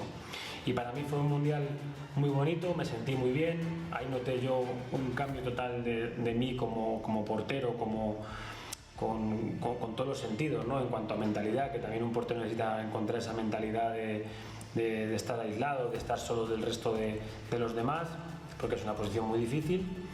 Y ahí fue donde di el salto a convertirme luego en el portero que sería. Salí muy reforzado de aquel Mundial. La pena fue que en cuartos de final, pues como todo el mundo también sabe, que es futbolero, hubo una serie de arbitrajes que nos perjudicaron a varias selecciones, entre ellas a nosotros, que nos privó de poder jugar las semifinales. Pero me gusté a mí mismo y me gusté en ese camino, ¿no? Tenía que seguir puliendo alguna cosa, pero yo creo que ese iba a ser el Iker que iba a continuar y que se iba a ver en el futuro. Iker, decirlo hoy, con el paso de los años, seguramente es más fácil, pero tenías 20 años y estabas pasando por una crisis. ¿Cómo mentalmente superaste el pasar de ser el niño prodigio, a ser suplente y estar listo para la oportunidad? ¿Quién te ayudó mentalmente? ¿Con quién te refugiabas? ¿Con quién platicabas? Porque escuchaba una entrevista que decías y te expresabas como el fútbol a veces tiene sus mentiras, es medio engañoso, como que te noté ahí como un poco solo. Mira, yo lo primero que tuve que hacer es analizar mi situación, qué es lo que pasaba, por qué había dado este cambio y por qué Vicente pues había pensado que tenía que ser reemplazado, ¿no? Seguramente cuando estás en una burbuja tan importante como del Real Madrid, pues vives ajeno a todo lo que puede pasar a tu alrededor. Yo creo que es un error, ¿no? Por suerte reaccioné rápido y dije, bueno, habrá que pensar en qué me habré equivocado yo. Tendré que trabajar más, tendré que tener seguridad de mí mismo para volver otra vez a recuperar lo que no considerabas que era tuyo, pero sí donde querías estar. Me rodeé de gente positiva, me rodeé de familiares, de amigos que te ayudaban, no los que te decían las cosas que te gustaba oír y ya está. Yo creo que en ese momento me empecé a descubrir a mí mismo y empecé a entender que sin sacrificio pues no puedes volver otra vez a formar parte de la élite. Incluso se me pasó por la cabeza, cuando dejé de jugar, pues el marcharme del Real Madrid, poder ir cedido a un equipo en el que yo estuviese más a gusto, poder jugar y poder seguir creciendo. Pero luego me entendí y valoré que lo que hay que hacer es pelear también por tus sueños, por tus retos. También es una manera de romper esas barreras. Y yo creo que lo más importante para mí en ese momento fue trabajar en silencio, trabajar para mí, trabajar para el resto de compañeros, trabajar para el compañero de la posición para que no se durmiese porque quería volver otra vez a jugar. Y yo creo que salimos todos reforzados y yo el primero. Vicente del Bosque tiene la decisión de quitarte del cuadro titular. Tampoco es que se sienta mal, Iker, pero te quiso mandar un mensaje, Vicente del Bosque. Vamos a escucharlo. Hola Iker, me dicen que vas a tener un contacto con jóvenes mexicanos. Han sido muchos años los que hemos estado juntos, desde el Real Madrid, desde bien niño, desde que eras un chavalín, de que querías ser jugador, hasta ya en la selección española que cumplimos lo máximo que podíamos conseguir, que era el campeonato del mundo. Seguro que este contacto va a ser beneficioso para ellos y que le vas a trasladar primero que eres un gran jugador, que has sido un gran jugador, y en segundo lugar que siempre has demostrado un comportamiento intachable y ejemplar. Te mando un sincero abrazo. Las palabras de Vicente del Bosque. Es como un papá, ¿no? Para ti. Sí, claro que sí. Vicente me conoce desde que tenía 9 años. O sea, él era coordinador de las categorías inferiores del Madrid y, bueno, me conocía de sobra. A mí, a mi familia, a mis padres, a todos, ¿no? He tenido infinidad de reuniones con él, de charlas con él. Yo creo que él ha sido parte esencial en mi formación en el primer equipo del Real Madrid porque él me dio esa continuidad. apostó por mí en un momento también delicado y bueno, aparte luego pues todo lo que hemos vivido con la selección, ¿no? Yo creo que es una persona bellísima, que también hemos tenido en algún momento algún encontronacillo, pero bueno, yo creo que eso se subsana siempre hablando y del buen diálogo. Siempre que hay ganas por ambas partes se queda en el olvido y por supuesto que he hablado con él infinidad de veces durante estos últimos meses, con otra gente también que tenemos en común, hemos hecho charlas y yo creo que Vicente es un hombre necesario para el fútbol. Es un hombre necesario porque así nos lo inculcaba a nosotros. De hecho, una de las charlas que él dice antes de la final del Mundial de Sudáfrica, que todos nos quedamos un poco sorprendidos, ¿no? Que podíamos hablar más en análisis del equipo holandés, pues lo que te dice así es que somos 23 chicos que estamos teniendo una responsabilidad enorme, que ganaron un campeonato del mundo, pero que no se nos olvide que detrás de cada uno de nosotros hay muchísimos niños, muchísima gente que está analizando siempre lo que hagamos en cada momento y que podemos tener la opción de hacer a todos los chicos que vienen por detrás nuestra felices y que vean lo que es ganar un campeonato del mundo. Iker, vendrían momentos en los que el Real Madrid logra conformar un equipo irrepetible. El mejor futbolista del mundo a cada verano llegaba al Madrid. Y llegó Figo, y llegó Zidane, y llegó Ronaldo, y llegó Beckham con el huracán que suponía mediáticamente. ¿Cómo lo vivías tú, que seguías siendo muy joven, pero que ya estabas afianzado ahí, en el equipo? Era charlar y a ver ahora quién viene, y a ver si ahora Totti, y a ver si ahora qué otra figura. ¿Cómo se vivía al interior este Real Madrid galáctico cuando Florentino estaba viendo a quién compraba? Bueno, pues te daba la sensación de que el Real Madrid era gloria bendita para cualquier jugador, ¿no? Yo creo que era la filosofía que tenía Florentino de poder fichar al mejor jugador en aquel momento. Yo creo que para nosotros suponía un plus de motivación y suponía un plus como calidad. Aquella etapa yo la recuerdo muy bonita porque es verdad que en el último año de los llamados galácticos no tuvimos esa fortuna y que todo lo que vino después fue estar 3 años en sequía de títulos, pero del año 2000 al 2003 conseguimos 2 Copas de Europa, 2 ligas, infinidad de títulos que hizo pues mucho más agradable esa convivencia. Traer a los mejores al club daba más notoriedad a los que venían, porque fichaban por el Real Madrid, porque el Real Madrid no es una camiseta normal, y a los que estábamos también nos aliaban mucho más, ¿no? Nos conocían en muchos más sitios. Yo creo que en ese sentido Florentino actuó de una forma muy inteligente y supo llevar al club al puesto que es el que tiene ahora mismo, ¿no? como el club más importante de toda la historia a nivel del fútbol. Dimos un salto de calidad tremendo y yo creo que eso fue bueno para todos. Dices que la camiseta del Real Madrid no es una camiseta normal, pero también así pesa, también así se te exige, también así es la presión y más siendo portero. Muchísimo. Me tocó vivir grandes momentos con todos aquellos jugadores. Date cuenta que yo ya por suerte venía también de esa responsabilidad, de esa presión en las categorías inferiores, porque te voy a poner un ejemplo. O sea, cuando yo jugaba con 13, 14 años los partidos en divisiones inferiores, si encajábamos un gol o encajábamos 2, aunque ganases 8-2, el entrenador te decía que cómo habías encajado los goles, y eso dentro de la cantera estaba mal visto. De hecho había competencia entre un equipo de cada categoría por ver cuál era el menos goleado. O sea que la presión ya la tenías desde abajo, ¿no? Y eso hacía que en el primer equipo pues a mí fuese más llevadera. Ya sabía lo que era ser portero del Real Madrid. No era lo mismo, pero sí sabía la presión que tenía. Y en cada partido pues te tocaba lidiar igual. Nosotros éramos un equipo siempre ofensivo, te tocaba defender bastante y cuando encajabas goles pues siempre estabas expuesto a la crítica, ¿no? Y sobre todo cuando venías de una dinámica muy buena, que era conseguir títulos. Pero bueno, yo jugaba en el Real Madrid, sabía lo que había en cada partido, cada 3 días jugábamos, cada 3 días tenías una responsabilidad. Está claro que no es fácil siempre mantener un nivel sobre 8 o de 10 en el Real Madrid, pero es cierto que me gustaba jugar con esa responsabilidad. Y que hablábamos de esa suplencia cuando tienes 20 años, muy joven, ¿no? Pero no fue el único momento difícil. años después, cuando ya eras Iker Casillas, campeón del mundo, campeón de Europa, el mejor portero ya de todos los tiempos, ¿no?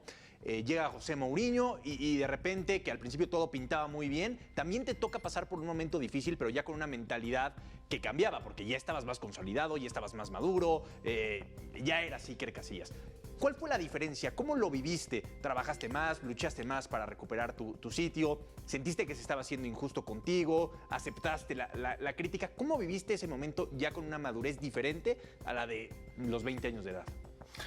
Bueno, yo entiendo que creo que las dos situaciones son totalmente diferentes, ¿no? Porque una es, pues, quizá estaba más la cosa justificada porque era más deportivo, la otra era un poco más a nivel personal, que dos personas que se habían llevado muy bien durante 1 año y medio o 2 años, pues el último año no congenian y tienen discrepancias, pero las discrepancias eran normales. Cuando tú tienes un puesto tan importante, ya no solo de portero, sino como capitán del equipo, tú tienes que hablar con tu entrenador constantemente, pero esto no quiere decir que tú seas más que el entrenador, sino que al final vas a tener que chocar porque tienes que hablar casi prácticamente todos los días con él y en un momento pues que se desgasta la relación.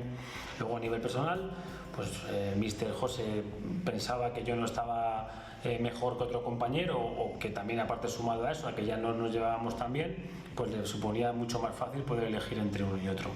Pero vamos, la gente yo creo que no, hay muchas cosas que no sabe, hay muchas cosas que no ve, yo entiendo que eso es lo que queda de cara a la gente, pero con él tengo una relación buena, nos hemos vuelto a ver otra vez varias veces después de nuestro vínculo en el Real Madrid y hemos tenido palabras agradables, o sea que no es cuestión de seguir con el rencor de lo que pasó en su día o no. Oye, cada uno miraba lo mejor para él en el sentido de que era lo mejor para el equipo.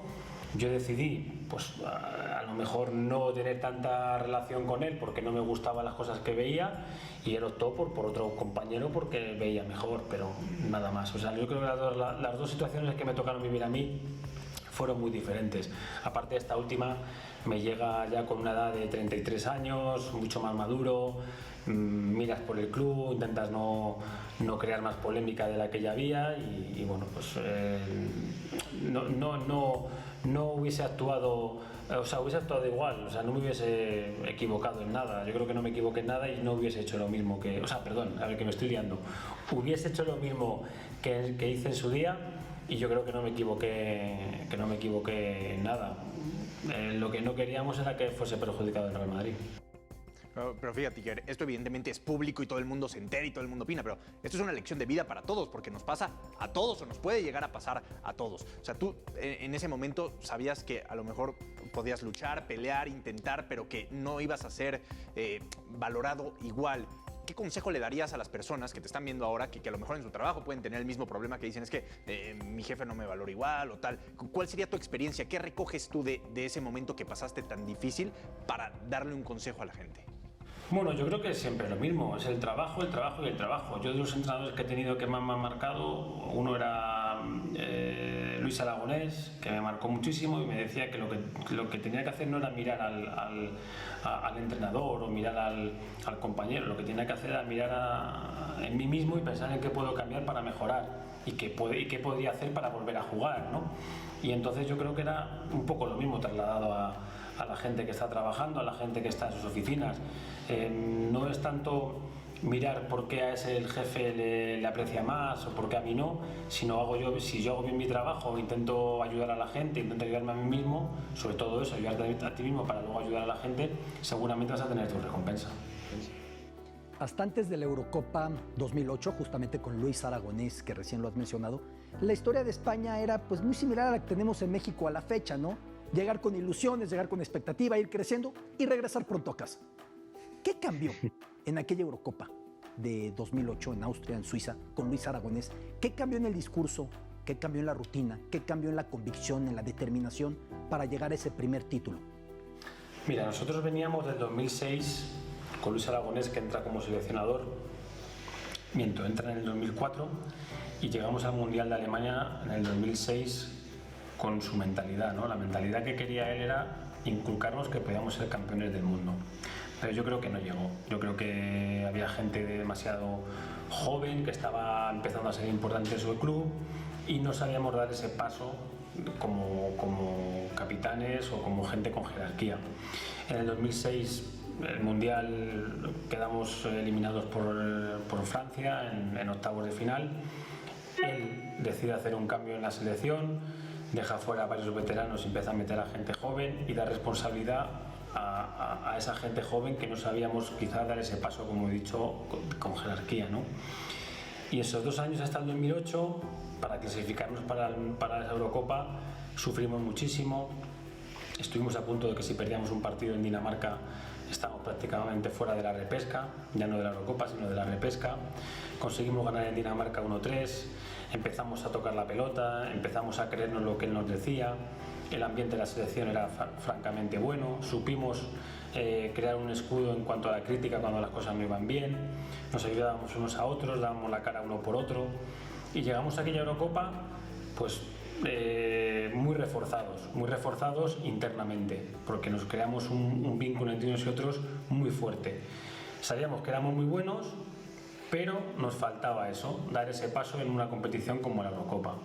Y yo creo que el partido ante Italia, que fue el de cuartos de final, aquellos famosos penaltis, pues en este lado salieron por la cara A.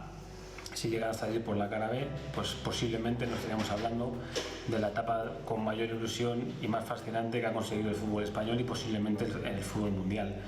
No hubiésemos conseguido aquella Eurocopa, hubiese llegado otro seleccionador, hubiesen cambiado jugadores, hubiésemos ido al mundial, pero no de la manera que fuimos, como uno de los favoritos sin haber conseguido un mundial, y por supuesto después tampoco haber puesto la guinda aquellas 3 competiciones como fue la Eurocopa en 2012.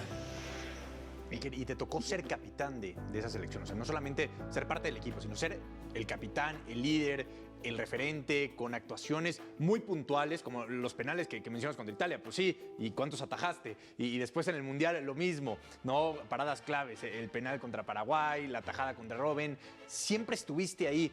Eso personalmente hoy, que ha pasado el tiempo, ¿qué sabor de boca te deja? Que la gente sí se acuerda de los títulos, pero también se acuerda de lo fundamental que fue Iker Casillas y que siempre tenían al santo Casillas que lo salvaba.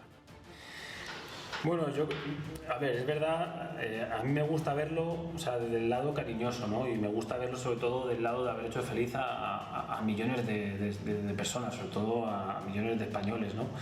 No me gusta vanagloriarme de esos momentos, porque yo creo que también es mi obligación como portero y como representante de la selección intentar hacer las cosas bien para que no te metan gol, pero es verdad que ha habido momentos en mi carrera que han sido muy vinculados tanto al Real Madrid como a la selección española, y yo creo que, como decía, ¿no? Formar parte de esta selección, ser el capitán de esta selección, levantar esos 3 títulos, acordarte en un momento como fue aquellos penaltis de Italia, que es cierto que yo creo que marcan el devenir de aquella selección, y luego también acordarte del Mundial, de Robben, del penalti contra Paraguay.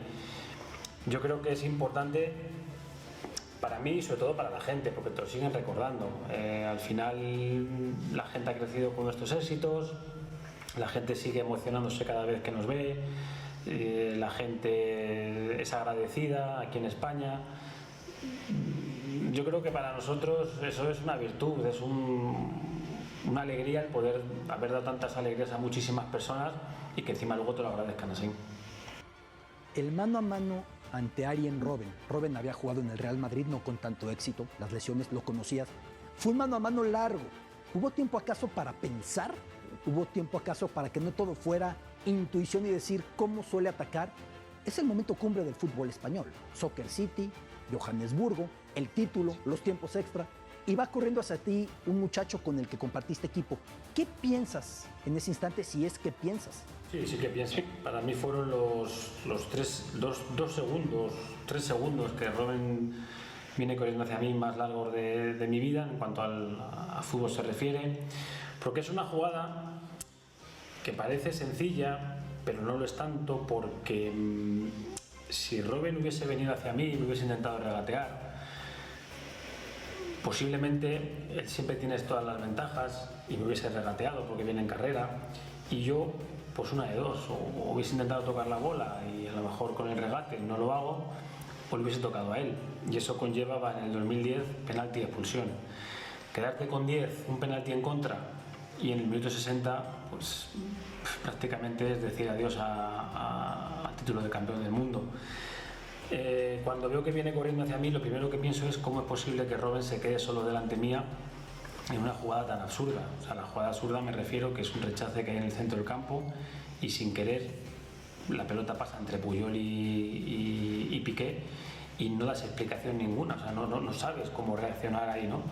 Lo que pasa es que inmediatamente cuando veo que ya coge la pelota y veo que ya viene solo, mi cabeza lo que empieza a pensar es Iker aguanta, no te caigas, aguántale hasta el máximo que puedas porque es un jugador muy rápido.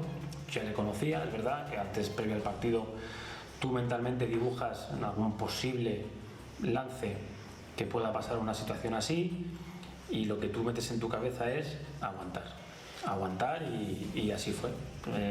Yo pensaba que me iba a driblar hacia mi izquierda porque venía en velocidad, es la posición natural de un zurdo y más teniendo a su izquierda creo que era a Capdevila o a Puyol, y cuando veo que no me dribla y veo que se dispone a lanzar, pues lo único que hago es sacar el pie.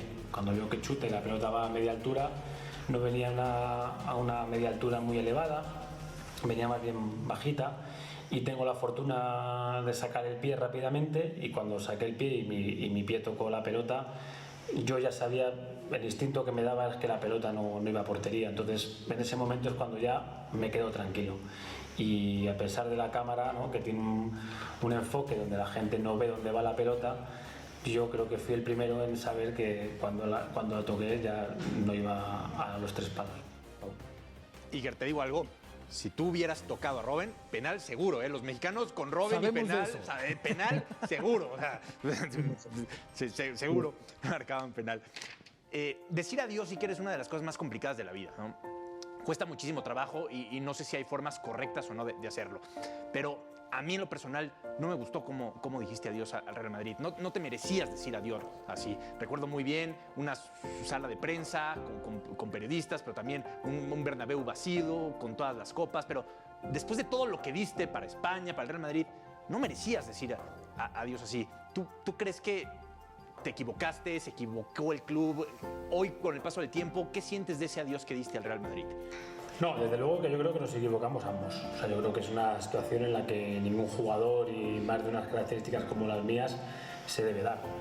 Yo, si de algo sirve o de algo me consuela mi salida del Madrid, es que estoy convencido que si algún jugador tiene que salir en su día, pues espero que se le haga una salida adecuada a lo que es su palmarés y a lo que ha hecho con el club, ¿no? Yo creo que todos hemos aprendido. Por supuesto que yo soy el primero en que no me gustan esas imágenes, porque al final es el Real Madrid es el club, yo he sido jugador del Real Madrid muchísimo tiempo y yo creo que para ambos no es bueno, ¿no? Pero estoy convencido que algún día subsanaremos ese pequeño desliz y haremos cosas buenas para que la gente se sienta contenta y los que han crecido con mis hazañas o los que te conozcan pues puedan sentirse orgullosos otra vez de poder hacer una salida merecedora de las circunstancias. Así que no se preocupen los madridistas, que estoy convencido que algún día lo volveremos a poner un parche, aunque sea. Los deportistas de élite, un futbolista que llega a tus alcances, levantar 2 Eurocopas, levantar una Copa FIFA, levantar Champions todavía en 2014 en Lisboa frente al Atlético, puedes llegar a sentirte un superhéroe, invencible, intocable, y de repente la vida te recuerda que no eres invencible, que eres una persona, que te hicieron sentir que no eras de carne y hueso, pero que finalmente eres como los demás. ¿Cómo la vida te ubicó en ese sentido, Iker, tiempo después con el infarto y ese tremendo susto que, bendición de Dios, salvaste muy bien? Pues mira, no sé si todos seremos iguales. Efectivamente, todas esas fotos que hay levantando títulos y trofeos tan importantes como la Copa del Mundo o la Champions, yo creo que eso va a quedar siempre para la historia. Pero tienes que estar agradecido constantemente. Cada día hay gente que le ocurre lo mismo que me pasó a mí, y por desgracia pues no tienen la fortuna de poder ver lo que te quiere tanto la gente, ¿no?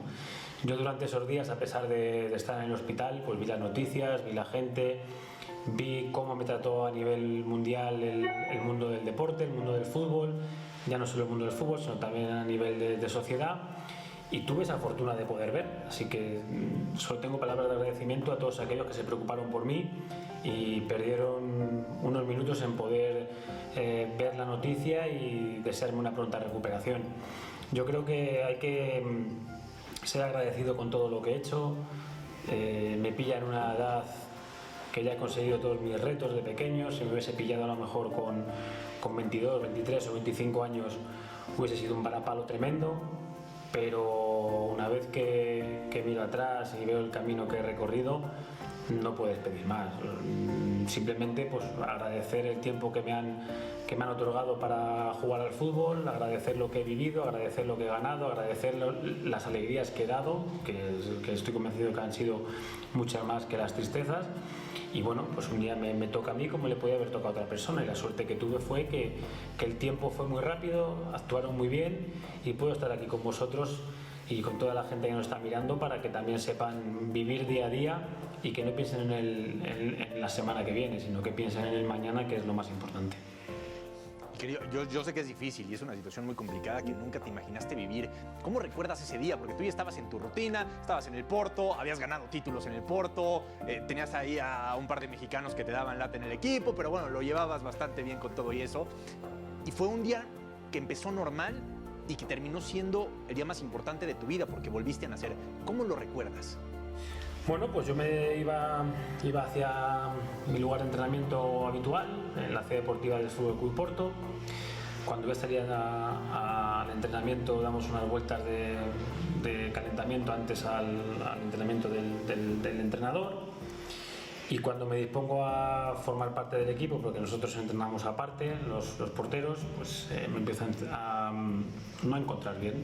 Me empiezo a sentir molesto con mi pecho, pensando que podía ser un poco la alergia, porque yo soy alérgico, hacía un poquito de calor, esto que las gramíneas florecen, y de repente pues no, el dolor en el pecho va en aumento, me impide andar, me impide tomar aire. Cuando ya me tengo que tumbar en el suelo, ya le digo al fisio que estaba con nosotros que no me está gustando lo que me está pasando y que por favor llame al médico. Va corriendo, ya llega el médico, el doctor Nelson, el doctor del club. Yo creo que ya se percata de lo que me está pasando, lo que creo es que no, bueno, lo que me cuenta es que a la postre es que él no me quiere decir en ningún momento que voy a sufrir un infarto, porque si no seguramente yo me hubiese puesto mucho más nervioso y me hubiese dado antes, ¿no? Lo que hace es tranquilizarme, al final actúa muy rápido, me llevan al vestuario, me cambian de ropa, dan tranquilidad a la situación, vamos en coche al hospital y cuando llegamos al hospital pues lo que actúan es con rapidez y me hacen un catéter para extraerme un coágulo que se me había formado cerca del corazón, cerca de la arteria, ¿no? Y ahí la anécdota de todo esto es que cuando ya pasa todo, la incertidumbre y la angustia, el que no podía respirar, pues ya más o menos me reincorporo de la zona de quirófano de la operación y el doctor llega y le digo, doctor, menos mal, porque si tarda un poquito más me hubiese dado un infarto, ¿no? Y él se empieza a reír y me dice, efectivamente es lo que te estaba dando y por suerte lo hemos podido erradicar. Así que bienvenido otra vez a la vida, has tenido mucha suerte, sonríe que de esto se salvan muy pocas personas. La verdad que se pone la piel chinita de escucharte y es un lujo poderte escuchar y platicar contigo. Pero ¿cuánto tiempo te tardaste, Iker, en perder el miedo? Porque después de esta situación, me imagino que tuviste miedo. En las noches, cuando salen los monstruos, ¿no? ¿Cuánto tiempo tardaste en volver a ser el Iker Casillas que eras? Bueno, si te digo la verdad, ya de hoy tengo mucho menos miedo que hace 18, 17 meses. Algo tienes, pero tampoco puedes vivir así. O sea, yo creo que después de la experiencia que viví, es cierto que la primera semana, sobre todo el primer mes, los primeros 6 meses, pero la primera semana viví angustiado, No sabía si me iba a dar otro infarto, no sabía por qué me había dado ese. Una persona como yo, ¿no? Que juegas al fútbol, que prácticamente no tienes vidas estresadas, que haces una vida mucho más tranquila en Oporto que en Madrid, pues te plantean muchas cosas, ¿no? Si te puede dar otra vez. De hecho, es verdad que el doctor Felipe Macedo, que es el que ha estado conmigo, me ha tranquilizado muchísimo este tiempo y es el que me ha dado las pautas para seguir en calma, ¿no? Y a medida que iban pasando los meses, iban pasando los días, yo me iba encontrando mejor. Tenía un reto, que lo vais a ver pronto en un documental que sigue conmigo desde el primer día o la primera semana que me da el infarto. Lo vamos a sacar ahora seguramente a final de año para que la gente vea cuando tú sufres un infarto cómo puedes evolucionar y cómo puedes ir a mejor y cómo puedes estar tú mismo igual. Y yo creo que cuando empecé en el gimnasio, que me sentía mucho más cansado, pero a medida que iban pasando los días iba encontrando como yo era. Es cierto que no he vuelto a ponerme debajo de unos palos, que no he vuelto a lanzarme a por una pelota. Creo que me costaría bastante, me dolería mucho la espalda, pero sí que me encontraba bien y me sentía fuerte. Y yo creo que eso para mí ha sido muy importante porque me he vuelto a encontrar conmigo mismo de una manera diferente, con un Iker mucho más fuerte mentalmente y con un Iker que valora mucho más cosas aparte de poder haber jugado al fútbol y haber hecho grandes gestas. Es muy posible que muchos de los muchachos de tu edad, de Móstoles o que te han conocido, pues aún estén desarrollando lo que van a terminar por culminar en su vida.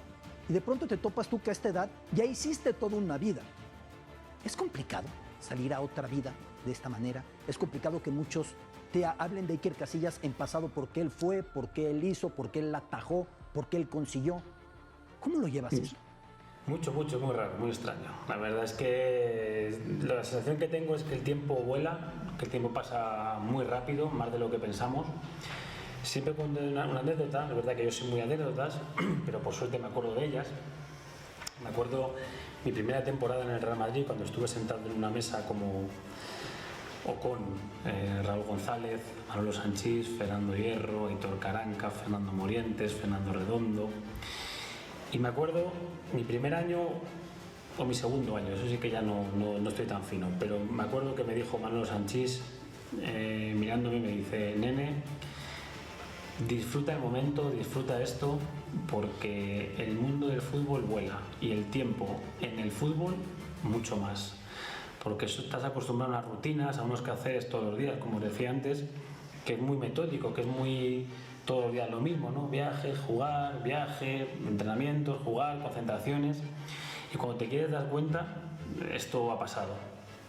Y es verdad, y parece que fue ayer cuando me estaba dando esa pequeña charla Manolo Sanchís, y estamos aquí ahora y yo estoy dando esa charla al resto de jugadores que vienen por detrás, a los chicos que nos están viendo, que disfruten el momento, que disfruten de ese torneo juvenil que pueden estar jugando, porque de cara al mañana les puedes llevar a jugar en el primer equipo, que saboreen esas concentraciones de sub-14 o sub-13, porque son las que vas a recordar toda tu vida, como me pasa a mí ahora. Que el resto va a llegar y va a ser mucho más emocionante, mucho más bonito, por supuesto. A nivel profesional es lo que hay, y con los medios que tienes pues va a quedar para la posteridad, pero que te empieces a sentir nostálgico ya desde el primer día que dejas pasar un año, porque eso es lo que te va a hacer recordar el pasado tuyo, y te lo vas a poder recordar ya no solo a tus hijos, sino a millones de personas que te están viendo, a niños que también quieren ser jugadores de fútbol como tú. Y que estamos por terminar, pero quiero que terminemos de buenas, contentos, felices. Y estamos con Diego Pérez, también compañero nuestro, que te va a hacer preguntas rapiditas, test, lo primero que te venga a la mente, no te va a meter en muchos problemas, no te preocupes. Vamos a terminar de buenas. Diego, hola. ¿Qué tal, Nico? Un saludo a todos los que nos están siguiendo también, Iker. Qué placer estar contigo. Preguntas rapiditas, 2 minutos también, ya para no quitarte mucho más tiempo. Y así como va, me contestas. No te va a comprometer para nada, ¿eh? Venga, dale. ¿A qué te hubieras dedicado si no hubieras sido futbolista, Iker? ¿Qué te hubiera gustado? Seguramente sería policía. ¿Algún otro deporte que te hubiera gustado practicar? El tenis. ¿Y dentro del fútbol, alguna otra posición? Defensa central. entre todos los compañeros de concentración que tuviste a lo largo de tu carrera, ¿quién fue el más bromista de todos? Han sido varios. El más bromista, he tenido Iván Helguera, por ejemplo, en el Madrid, en la selección Pepe Reina. ¿Tu estadio favorito del mundo, Iker? Bueno, favorito, a ver, te voy a tener que decir 3. Uno el que debuté, que es San Mamés, el antiguo San Mamés. Uno en el que jugué prácticamente casi toda mi vida, que es Santiago Bernabéu. Y otro que me ha cogido recientemente, que han sido años muy bonitos, como ha sido el Dragao en Puerto. ¿Tu ciudad favorita del mundo? Madrid. ¿Cerveza o vino? Ahora vino, antes cerveza. ¿Cómo tomas el café, Iker? Descafeinado, con un poquito de leche y con hielo. ¿De qué lado de la cama duermes, izquierdo o derecho? Derecha. ¿Paella o tortilla española? Tortilla española. ¿Has probado la comida mexicana? Sí. ¿Qué es lo que más te ha gustado o qué es lo que has probado? Bueno, las margaritas me gustan, eso es la bebida, pero ahora no puedo. Ahora no puedo. El tequila también me gustaba un pelín porque te hacía bajar la comida mexicana, pero ahora tampoco puedo. Y aún así los nachos, el guacamole, todo lo que hay me encanta. O sea, el picante... No, picante no, por Dios. Porque guacamole le quitamos el chile, aguacatito y jitomate. Eso es otra. Iker, para toda la gente que nos está viendo, probablemente algunos lo sepan, otros no, tienes una memoria brutal, ya lo demostraste con algunas anécdotas, dices que eres mucho de anécdotas porque te acuerdas de todo lo que ha pasado en tu vida. Hacemos una pruebita de 5 partidos, 6, ya hemos visto que eres brutal para acordarte de los partidos de tu carrera, 5 o 6 partidos que hayas jugado. Te voy a decir temporada, competición, rival y a ver si ahí ya te acuerdas del resultado y me lo sueltas. Si te acuerdas de anotadores, todavía mejor. Champions League 2000-2001 en noviembre del 2000 contra Leeds United de visita. 2000-2001. Así es, 22 de noviembre. Allí. Allá, sí. 2-3. Uy, 2-0. Oh, 2-0. me fui muy atrás. Liga 2002-2003, el 26 de enero del 2003, en campo del Athletic, en San Mamés. 2002-2003, yo creo que fue empate a 1. Empate a 1. La Liga 2004-2005, Real Madrid-Villarreal, en el Bernabéu. 3-3, último partido de Zidane. Todo lo pega, Iker. La Copa del Rey 2010-2011, contra el Levante, en diciembre. Goleada, ¿eh? No tuvieron piedad. Contra el Levante en diciembre, 2010. Sí. La Copa del Rey que ganarían después. Yo creo que en casa fue como 8-0, puede ser. 8-0, aparte de la cantidad. Champions League 2013-2014, Real Madrid contra Juventus, fase de grupos, en el Bernabéu. Espera, no lo digas. 2-1. 2-1, fue en el Juventus Stadium. Y a ver, uno último, te lo voy a poner porque hubo mexicanos involucrados. Champions League 2018-2019 con el Porto visitando al Lokomotiv. 1-4. ¿Y te acuerdas quién anotó? A ver, déjame un segundo. ¿Quién anotó? Pues yo creo que si me hablas de los mexicanos seguro que metió alguno. Corona o alguno de estos. Corona, Herrera y Marega. Y a ver, Iker, para terminar con tu memoria y aplaudirte si lo consigues, la fecha de tu boda. Fecha de mi boda, espérate, ahí me han pillado. Espera, déjame pensar que si no me liquidan. 20 de marzo.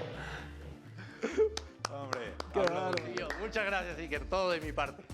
Diego, gracias. Le vio a Diego tipo de Robin, le atajó todo a Diego. Pero la primera que me ha pillado, la primera es verdad que no me acordaba. La de Leeds. Iker, pero qué susto. Si tienes esa memoria para todo, espero que no guardes rencores, ¿eh? No, soy muy rencoroso, así que tener cuidado, ¿eh?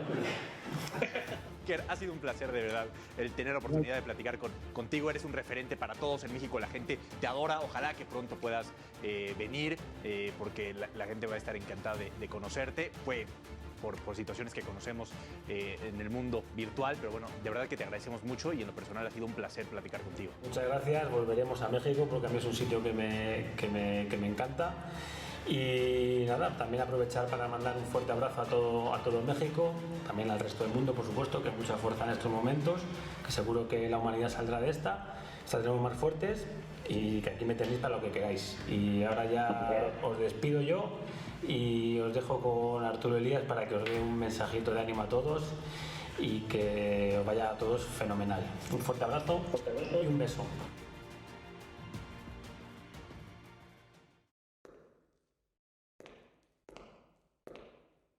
Queridísimos becarios, es muy difícil de explicar la emoción y nostalgia que siento en este momento. En primer lugar, quiero darles las gracias por habernos acompañado en esta versión muy especial de México Siglo XXI. Como hace 18 años que iniciamos esta aventura, hemos platicado con ustedes acerca de la importancia de la innovación y de sacar las cosas adelante, de lo importante que es nunca rendirse. Y por ello es que estamos hoy aquí, lejos físicamente, pero unidos a través de nuestro corazón y de la energía que solo jóvenes como ustedes tienen. Esa energía que a nosotros nos motiva año con año para ofrecerles cosas nuevas que les impacten de manera positiva y les ayuden a convertirse en mejores hombres y mujeres para este país que tanto amamos. Este año, sin duda, ha sido todo un reto. Pues como bien sabemos, el mundo conoció su versión más vulnerable. El COVID llegó no solo a vaciar las calles, las playas, los estadios y los recintos como el que año con año nos reunía a celebrar nuestros logros. También llegó a sacudirnos por dentro y darnos una fuerte lección de lo vulnerables que podemos ser ante circunstancias como las que estamos viviendo. Nos hizo replantear nuestras ideas y creencias acerca de lo que realmente es importante. Es posible incluso que muchos de nosotros hayamos enfrentado la terrible prueba de perder a un ser querido. Si ese es el caso, desde aquí reciban el más sincero de los abrazos y deseo con todo mi cariño y respeto que encuentren la fuerza necesaria para que su corazón se reponga pronto. Algunos quizá tenemos un héroe sin capa en casa, de esos que día a día luchan para salvar vidas, incluso arriesgando las suyas mismas, para combatir este mal que hoy nos aqueja a todos. Por ello, mi más profundo agradecimiento a nombre de toda la familia de Fundación Telmex Telcel. No sé si recuerden, pero hace unos meses les hice una pregunta en mis redes. ¿Qué cosas positivas podemos sacar de todo esto? Yo les comenté que para mí una reflexión muy buena había sido el confirmar que lo importante de la vida no es el precio, sino el valor de las cosas, ese que no se puede ver ni pagar. Por ejemplo, los que hemos tenido la gran bendición de poder estar con nuestra familia, en mi caso en lo particular se los digo, no puedo pedir nada más. Mi familia lo representa todo. Siempre han sido parte fundamental de lo que soy día a día y les agradezco infinitamente por eso. Claro que, como todos, a lo largo de estos meses he tenido días buenos y he tenido días muy malos. Sin embargo, trato de tener siempre una actitud positiva y créanme, eso hace toda la diferencia. Pero los meses transcurrían. Septiembre se veía cada vez más cerca y les confieso que el corazón se me hacía chiquito cuando pasaba por mi cabeza la posibilidad de tener que cancelar esta edición de México Siglo XXI. Me acordaba de cada vez que un ponente se paró frente a ustedes en el escenario del Auditorio Nacional, hablándoles de vencer las adversidades y sacar el valor y coraje que siempre los ha caracterizado para enfrentar los retos que la vida nos presenta todos los días. Y debo confesar que ustedes fueron ese motor que nos permite estar el día de hoy, desde este lugar, extrañándolos como no tienen una idea. No saben cuánto daría por tenerlos aquí, para escuchar sus risas, sus gritos, sus aplausos, y hasta uno que otro ronquido del que llega a las 4 de la mañana a este lugar. Porque este lugar no es el mismo sin la energía de 10,000 jóvenes mexicanos exitosos. Siempre se los he dicho, becarios, son ustedes el alma de México Siglo XXI. Y déjenme decirles también que hoy estamos más orgullosos de ustedes que nunca, porque a pesar de las circunstancias, sabemos que han logrado salir adelante y revalorar lo que les rodea, lo ganado y lo perdido, y que no se han detenido, al contrario, se la han rifado para conseguir sus metas. Así que hoy no me siento solo, porque los llevo aquí en el corazón, en cada instante, y porque puedo cerrar los ojos por un momento y me los imagino aquí, llenando estas casi 10,000 butacas que durante 18 años han sido la casa de México Siglo XXI. Y por todo eso, ahora nos toca a nosotros darles un aplauso, que llegue hasta el lugar en donde se encuentren y los llene de todo el cariño que sentimos por ustedes.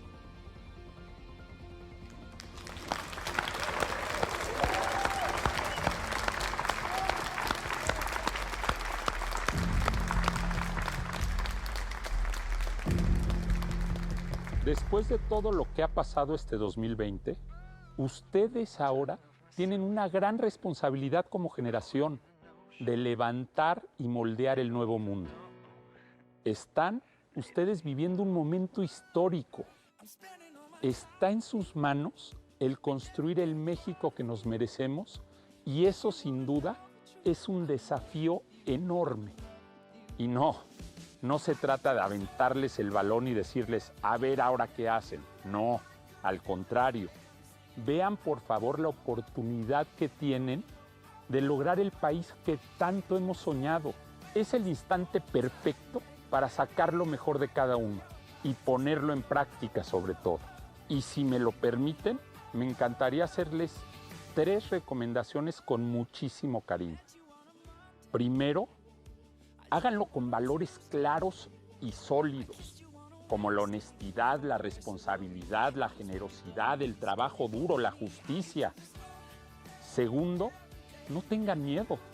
Seguro que van a poder con todo lo que se propongan, siempre y cuando se esfuercen duro para lograrlo. Y tercero, trabajen en equipo, háganlo con y por su comunidad y siempre den todo por su país, porque ustedes son el espíritu de un México nuevo. Quiero recordar una frase que en lo personal me encanta del ingeniero Carlos Slim, quien por cierto les mando un abrazo con mucho cariño. Y que nos va muy bien en este momento. La ocupación desplaza la preocupación y los problemas, al enfrentarlos, desaparecen. Así, los problemas deben hacernos más fuertes, de los fracasos aprender y hacer de los éxitos estímulos callados. Becarios, háganlo por ustedes mismos, por su familia y por nuestro país. Hoy, demos gracias porque estamos juntos y sobre todo porque estamos vivos. Porque hoy, 25 de septiembre de 2020, estamos conectados como familia que somos, la gran familia Fundación Telmex Telcel. Que viva México y que Dios los bendiga a todos. Nos vemos con toda la ilusión del mundo en el 2021.